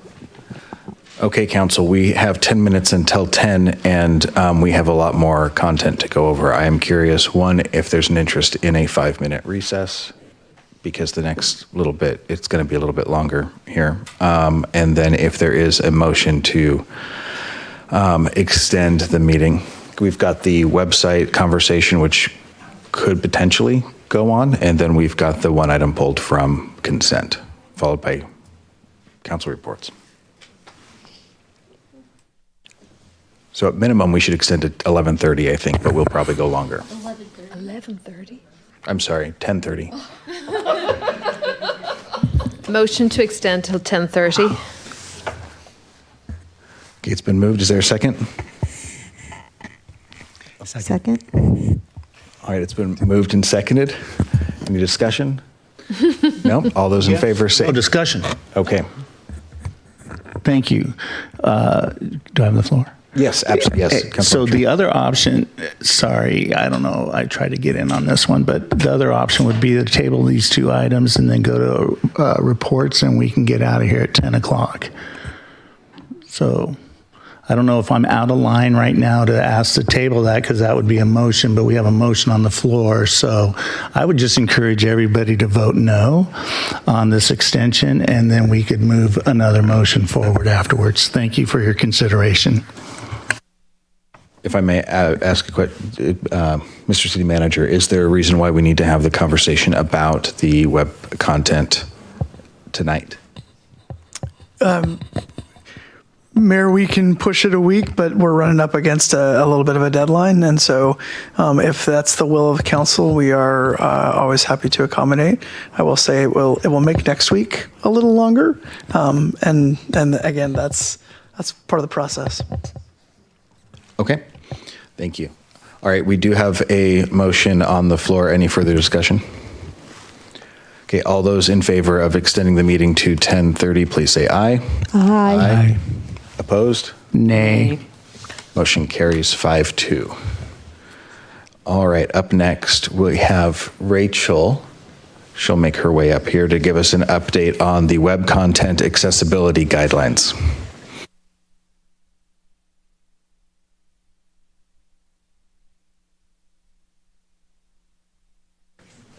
There was no break requested, so. Would we like to have a break? No. Oh, okay. Good evening, Council. For the record, Rachel Bianchi, Deputy City Manager. Thanks for having me tonight. Sabrina's going to go ahead and run the presentation, so when she gets this on. I think many of you have read the packet and understand that we are very soon going to be subject to new content guidelines that came from the federal government. These are being phased in, so cities with a population of 50,000 or more are being subject to this year, and then all cities and agencies will be subject to this next year. So, I am going to go over this rather quickly because I know how late it is tonight, Council, so tell me to slow down if you would like. But the U.S. Department of Justice has declared that local governments must ensure web content and mobile apps meet these new guidelines, right? So again, for us, that comes basically towards the end of the month, and this applies broadly to all of our web and electronic content. We have drafted a compliance plan that embraces our desire to be more electronically accessible. And I want to be really clear about this, right? This is an opportunity, and we're excited about that, right? But we also have, as you all know from the discussion tonight, a lot of competing priorities, right? So we are going to do this in a way that moves things forward. We're also doing it similar to what other agencies that we've had conversations with are doing this. So it is all about constant reevaluation of the rules and technology as we move forward. But it is also about from that day forward. So we're not necessarily looking at remediating everything previously, right? We are going to need to remediate electronic things that are accessed on a regular basis, however, right? So there could be a flyer on our website that is about how to build a fence without a permit, right? Even if we put that up there 2 years ago, that would need to be remediated, right? The documents that get posted on May 1st need to be accessible moving forward, if that makes sense. This is going to take a lot of staff time and a lot of staff training in order to make these, all of these, electronic formats accessible moving forward. So who does this serve? It serves people who use assistive technology to be able to read access the website, I shouldn't say read, right?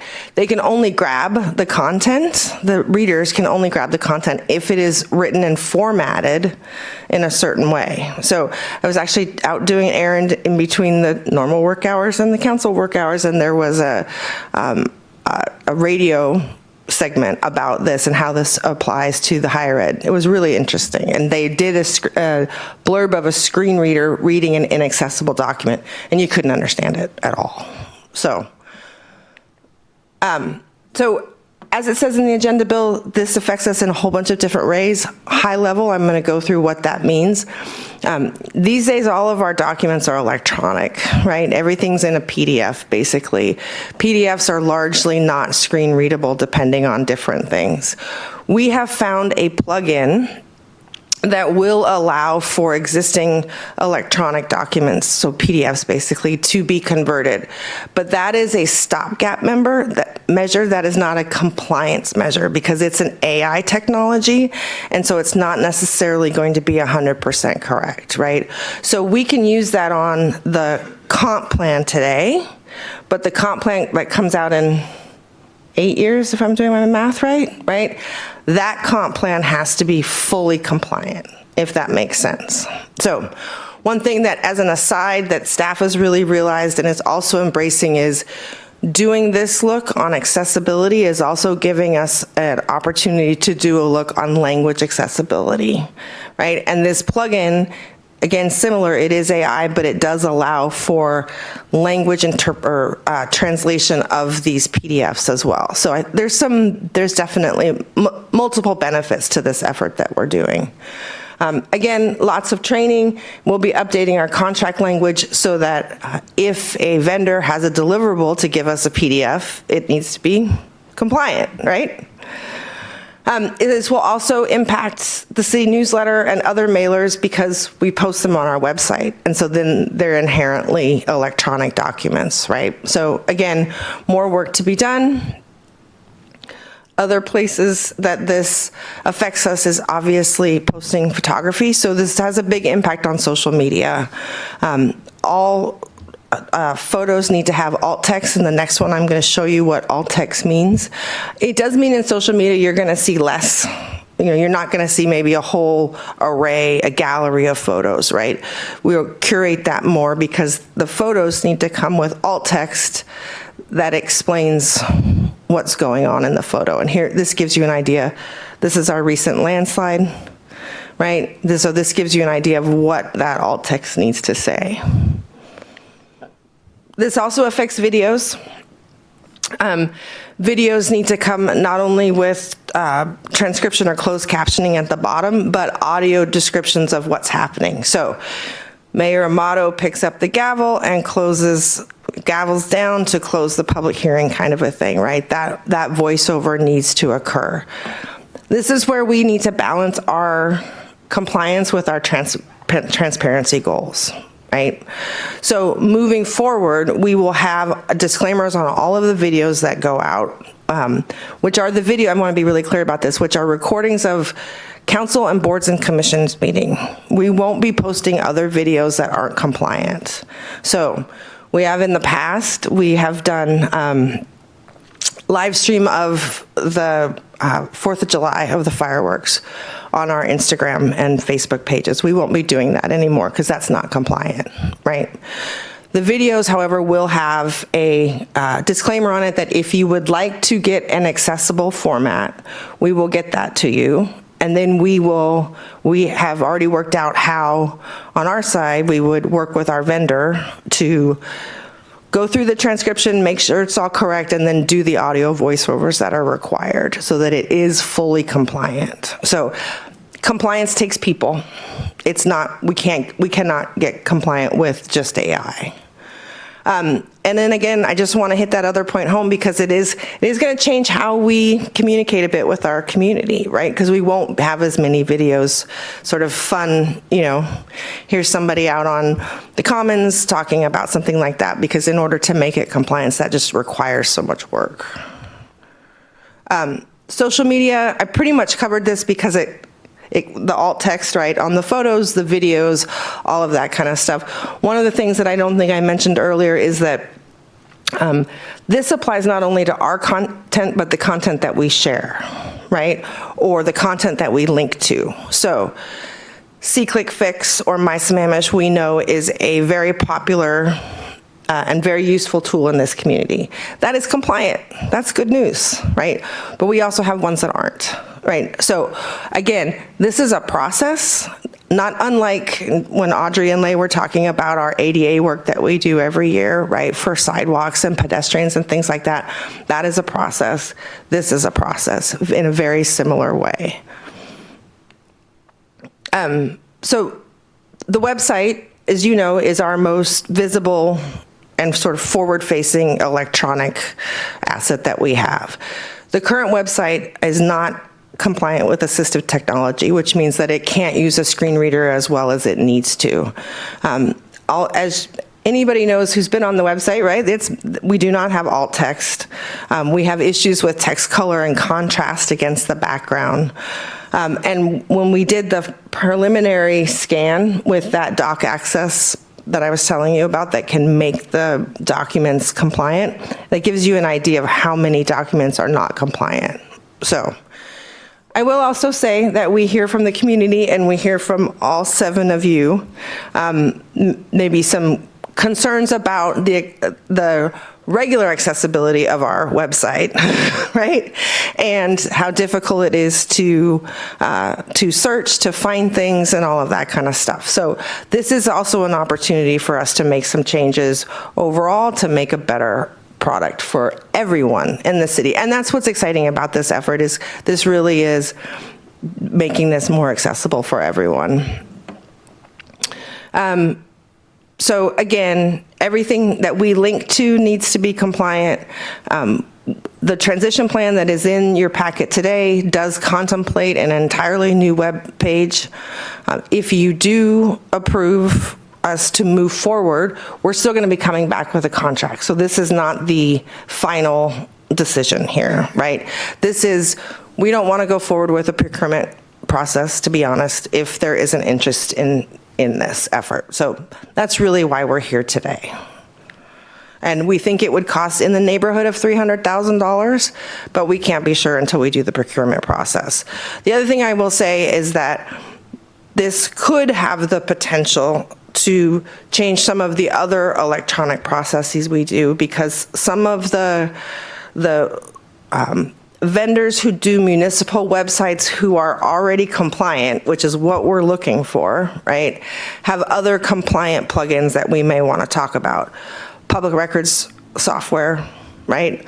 Agenda management software, right? Some things like that that could then, part of the problem with today's existing website is my understanding, right, is that because we have a different agenda management software than we do our website software, they don't search each other, right? So if we had one, they would search each other better. So we took this from another presentation that we found and made it our own, but I think it really shows basically the building blocks of what the digital ADA compliance is all about, at least in terms of how it focuses on us.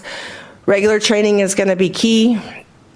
And I think the other thing is just going to be, and I think the plan says every 90 days we're going to be relooking at everything, relooking at what our peers are doing, relooking at what technology is doing, relooking at how all of this works, because this is going to change rapidly over the next little bit. So if there is interest, we just have a quick proposed motion.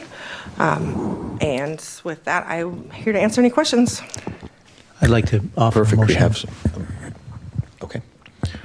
I move to authorize the city manager to initiate the procurement or development of an AI-enabled digital services platform as a replacement to the existing traditional website model that meets federal WCAG accessibility requirements, integrates with current city data systems, and leverages artificial intelligence to provide intuitive, user-friendly access to city information and services while prioritizing accessibility by design and continuous compliance, and return to the council with final recommendations, implementation plan, and costs prior to contract approval. Second, that was well said and very lengthy. Mayor, could you please repeat that before we vote on it? I'm sorry. 5 minutes to realize it wasn't what was on the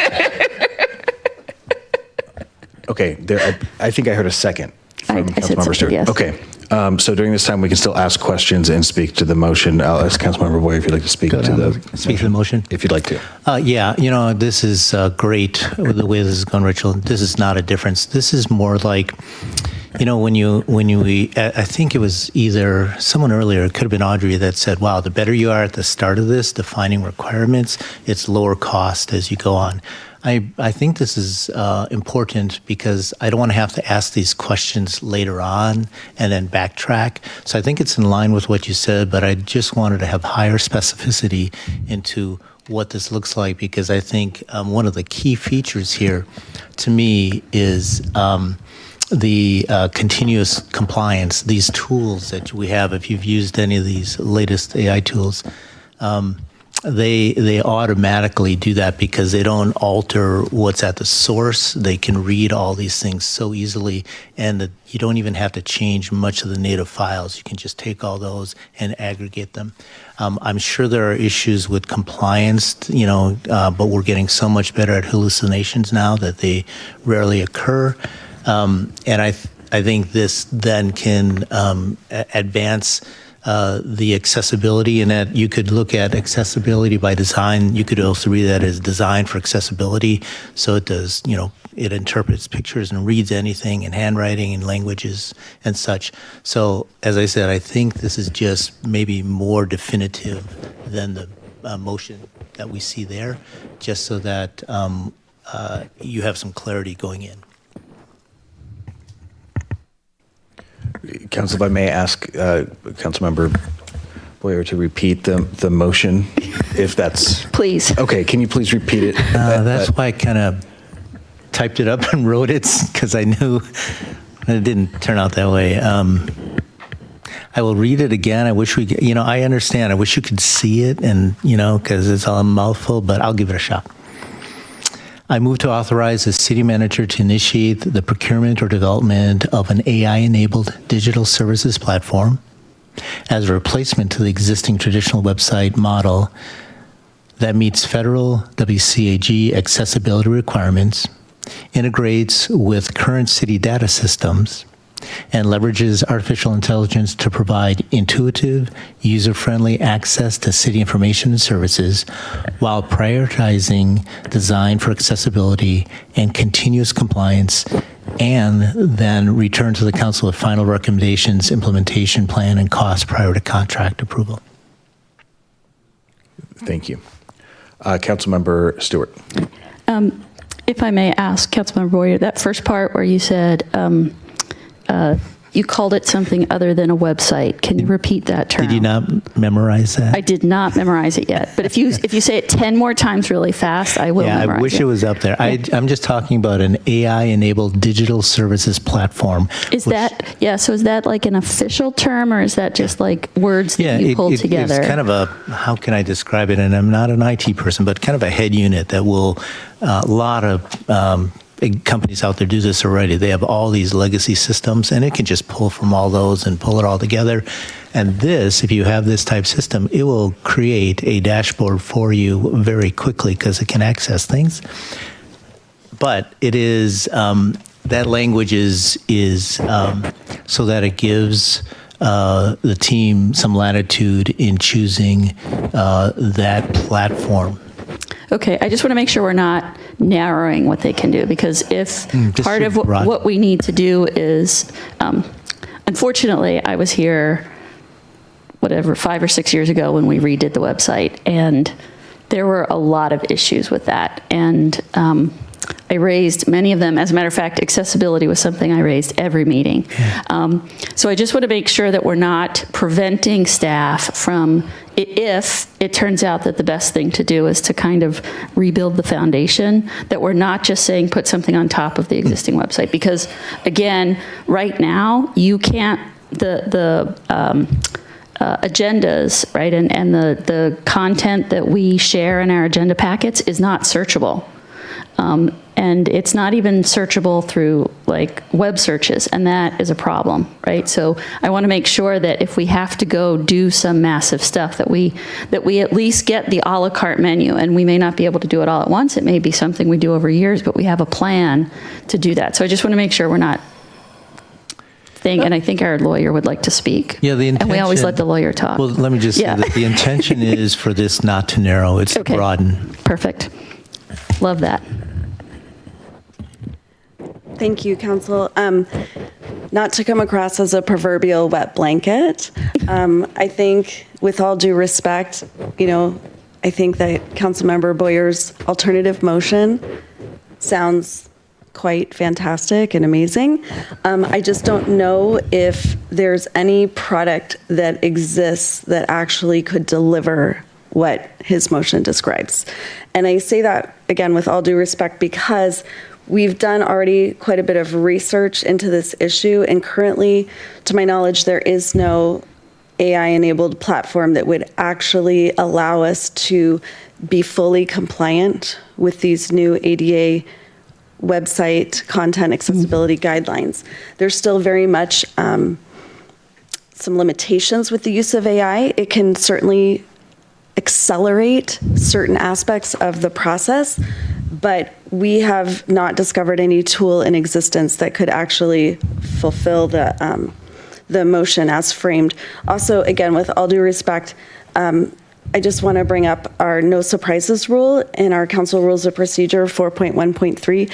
It would have been very helpful to have had this motion in advance of the meeting. I just learned about it, frankly, during the meeting, and this is something that is really helpful for our city clerk. They have to capture the motions for the minutes, and when they are off the menu and not something that we've seen before, it's sometimes difficult to do so. So You did share it with the clerk. I know with the clerk, but it wasn't widely shared, and I think it needs to be more widely shared prior to the meeting, again, respectfully as a best practice.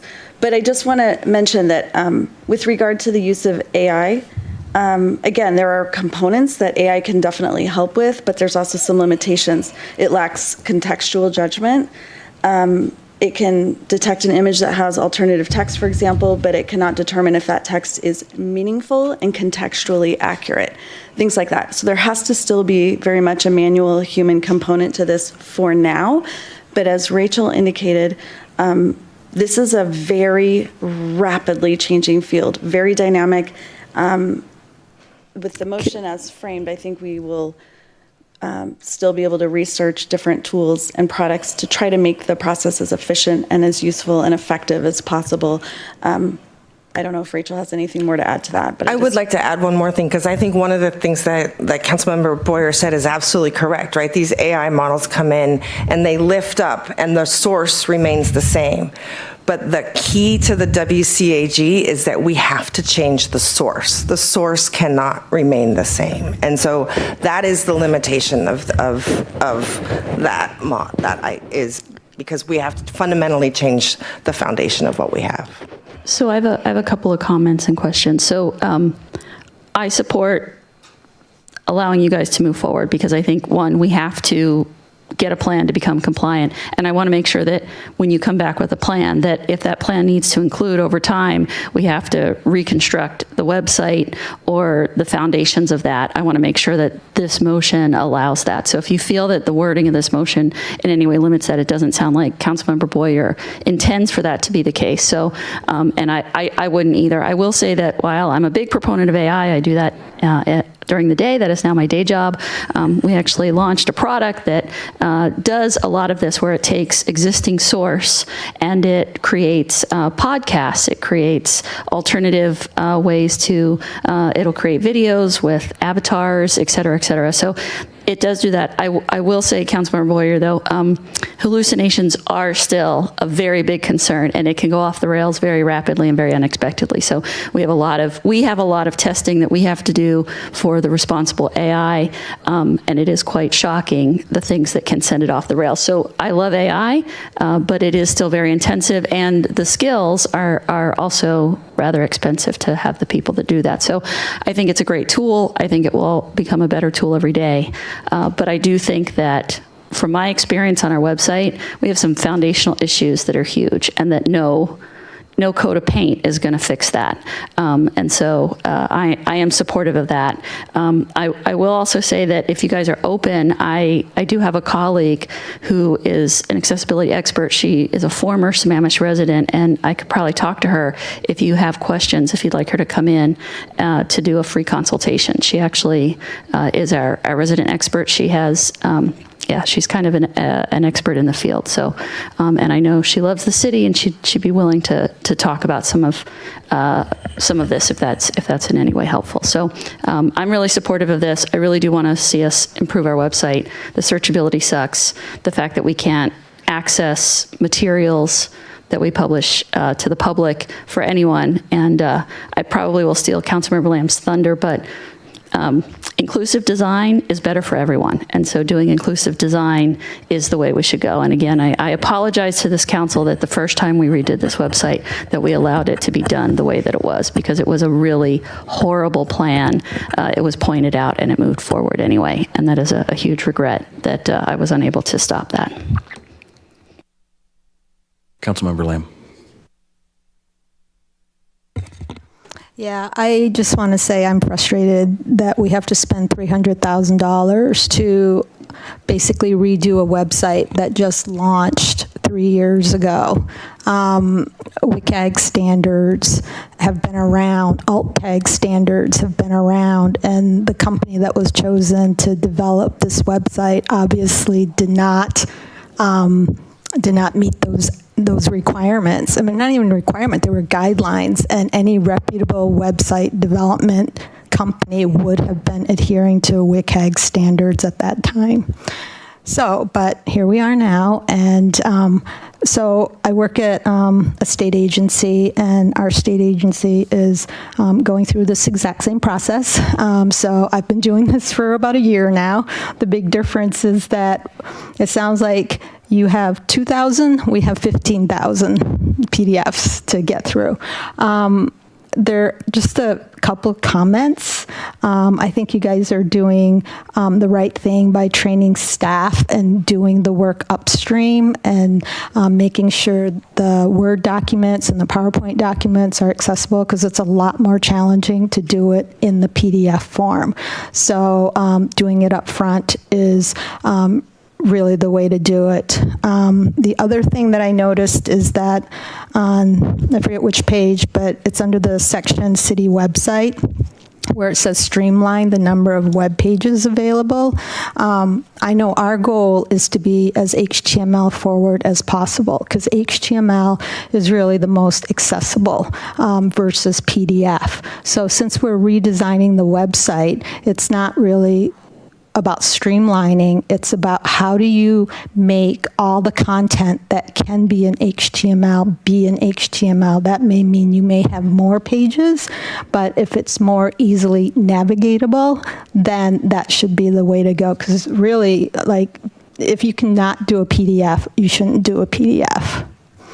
And then the other thing I wanted to mention is that Doc Access, you know, the AI tool that you mentioned, it's considered like the alternative version, and you said that the DOJ mandate requires that the original document needs to be accessible. So if there was a complaint, and if there was a complaint that we were non-compliant, they would go and make sure that our original documents are accessible. And so Doc Access can do the legacy documents. It can do the low-risk documents. But the things that are like high risk, which are the ordinances, the resolutions, our budget, our financial planning, so a lot of state agencies are doing a hybrid model. We are doing a hybrid model, and we use Common Look.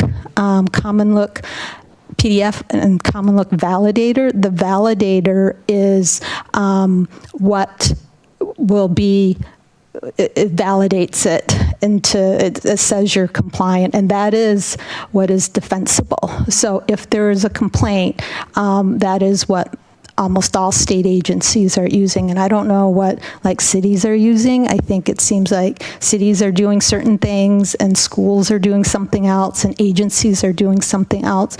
But I do think that that's something to take a look at, depending on the type of document and the risk that you want to associate with it, that will determine what type of tool that you use. So, thanks. Thank you. Councilmember Treen. So, Carrie, do you think that we need to change the motion to add the vendor?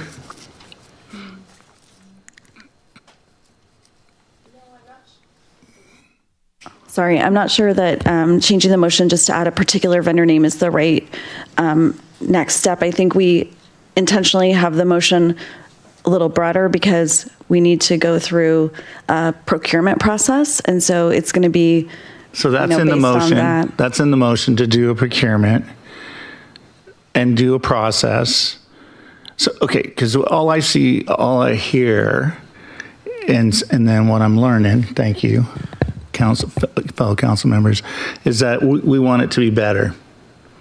Better than what even there. We're actually working to take it to the next step and do that now and give you permission to do it.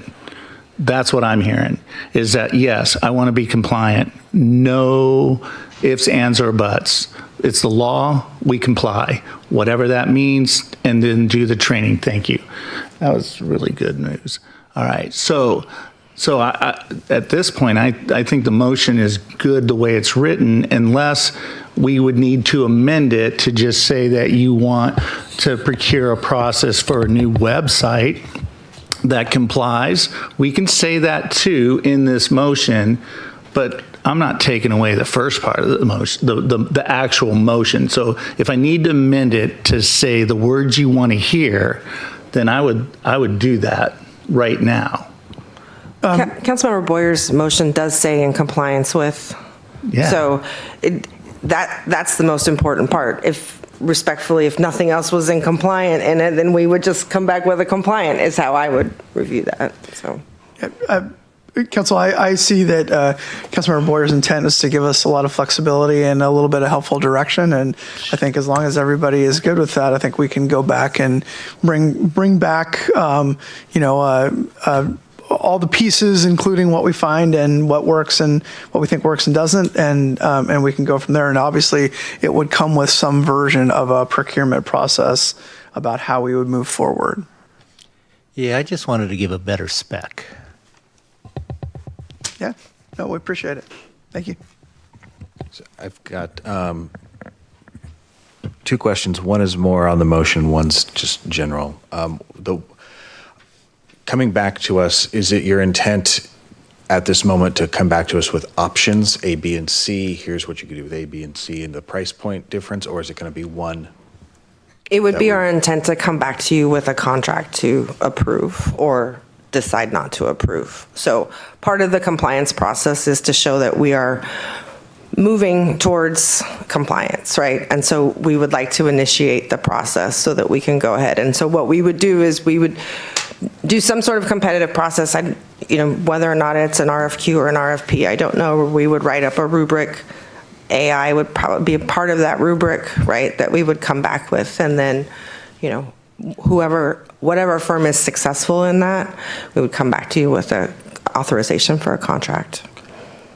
Okay, I guess my thinking is, clearly we need to have a contract that's going to make us in compliance, but I think there's different levels of effort that goes into doing that and different expense. So there's been several comments made tonight that go above and beyond what is the minimum requirement from the feds, and I think having options for us to choose from, similar to the way Parks team came to us with options about things we can add to this contract to make it more accessible or easier for the general public to use. One thing that's interesting to me is UX testing, so that we don't launch a product that ends up being actually bad and worse for people to just navigate. So things like that I think would be helpful with having optionality baked into whatever the contract is. But if it can't be done, fine. But if it can, I would love to see optionality. Is there anything in the law that would stop us from, I'm thinking we have malicious public records requests. Is there anything that stops malicious accessibility requests? Someone who gets Absolutely mad not. 100%. Okay. Nope. I didn't think that would be the case, but all we have to do is make one resident angry, and all of a sudden we've got 5 years of right. And I want to be requests. And I want to be clear. This is why we will be having these disclaimers on everything, right? Because again, we may have something that is not compliant today. And to Councilmember Lamb's point, right, one of our tools may be that stopgap, but not that thing. If we're requested to provide that document in a fully compliant, not using a tool format, we will need to do that, and we will do that. And that, as you can see in the plan that you wrote, right, that you read, we have a plan to do that. So for sure, I couldn't fathom a way that it could work in the short period of time I've been thinking about that question. So I didn't think it existed, but I thought I'd ask. We are getting prepared. Okay. I don't see any other lights on for discussion, so we have a motion on the floor, and at this point we will vote on the motion as read by Councilmember Boyer. So all those in favor, please say aye. Aye. Aye. Opposed? Motion carries 7-0. Thank you.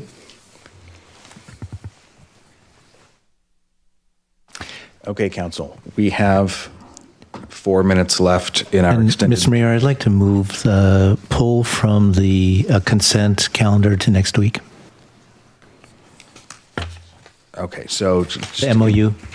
Okay, there's been a motion to amend the agenda to knock the item 17 to next week's. I second that. In a second. Okay, would you like to speak to your motion? No. Any discussion? None. What was the motion? The motion is to move the MOU discussion that was pulled from consent from this week to next week. Is that acceptable to the city manager? Okay. We've got whispering, 1 second. Okay. We're good? Okay. All right. All those in favor, please say aye. Aye. Opposed? Motion carries 7-0. We will now move on to council reports. Councilmember Stewart.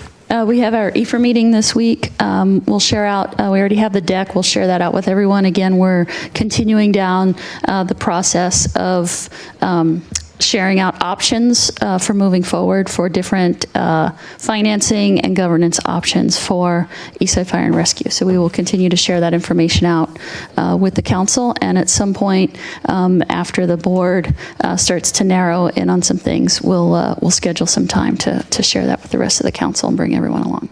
Okay, thank you. Councilmember Lamb. I have a King County Solid Waste Advisory Committee meeting on Friday, and I sent out the agenda. The main topic is going to be increases in King County solid waste rates. We're still working through that. I wanted to mention that last week, Councilmember Boyer, Councilmember O'Farrell, and I attended the East Side Transit Town Hall, and it was actually a really inspiring event. Even though they were talking about delays for Sound Transit, everybody in that room was so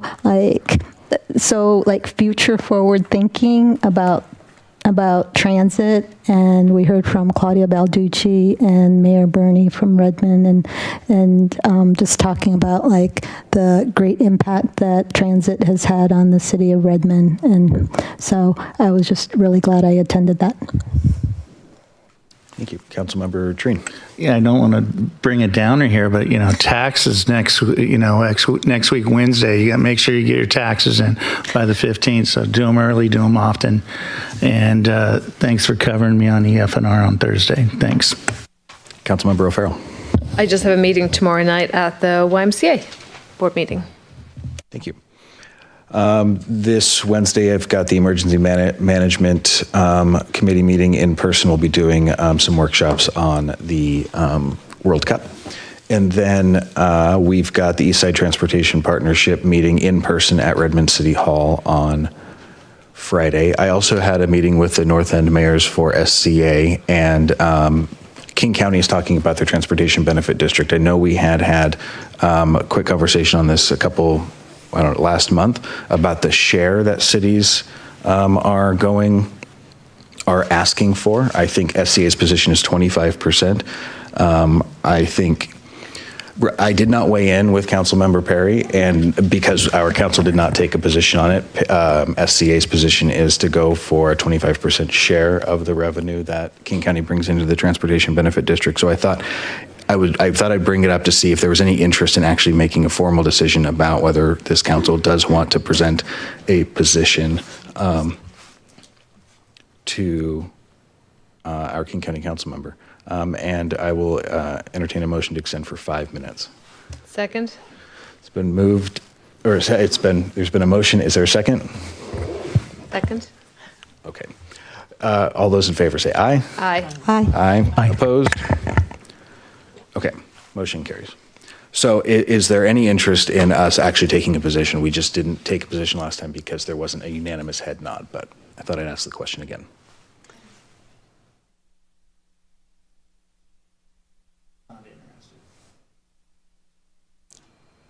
Okay. All right. Yeah, I would have supported it. I think we could support the SCA's position. They don't take a position for or against the tax itself.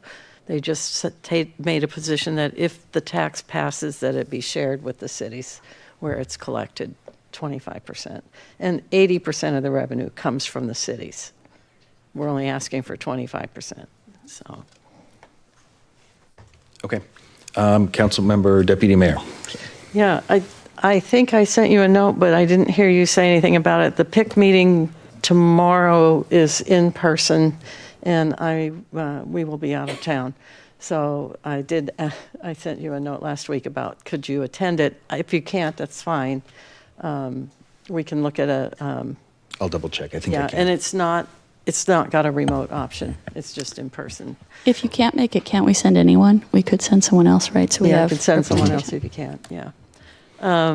I just wanted to let the council know that about before I was appointed to the council or sworn in, I had a preliminary conversation with a professor at the UW asking for help with identifying wildlife corridors, because I knew here we are coming, it was probably going to be an issue on the council, wasn't sure if there'd be support for it, and I wanted to get the information finally, at least have the information. Now, I understand that staff is working on that, and it's on the agenda for next week. We will also have a group of 6 grad students at UW who are working on the same thing. So they'll be putting together a report for the city to use to analyze all of our wildlife corridors and where the gaps are in them and how they can be, whether they could potentially use grant money to acquire them if necessary or whatever. So in the end, they do want to make a presentation to council. That's all I know about it. They're working on their own. And I will send you the syllabus so you have an idea of what work they're actually taking on. Councilmember Boyer. Mr. City Manager. Thank you, Mayor. Council, 3 quick items. I know we are at the very end of a long evening. I just want to remind folks that our second recycling event is this Saturday at Eastside Catholic from 9:30 to 3. Looking forward to that. The B committee, the B City Committee is showing a screening of The Little Things That Run the World at Beaver Lake Lodge this Sunday, the 12th, from 1:30 to 3:30. All are welcome to learn about our native pollinators, and as you all will know, we are officially a bee city, so it's very exciting. And then make sure to save the date for Earth Day at Beaver Lake Lodge, April 25th, starting at 11 a.m. With that, back to you. All right. Thank you very much. And with that, I'll entertain a motion to adjourn. I move to adjourn. Been moved and seconded. All those in favor say aye. Aye. Opposed? All right. Thank you, everyone.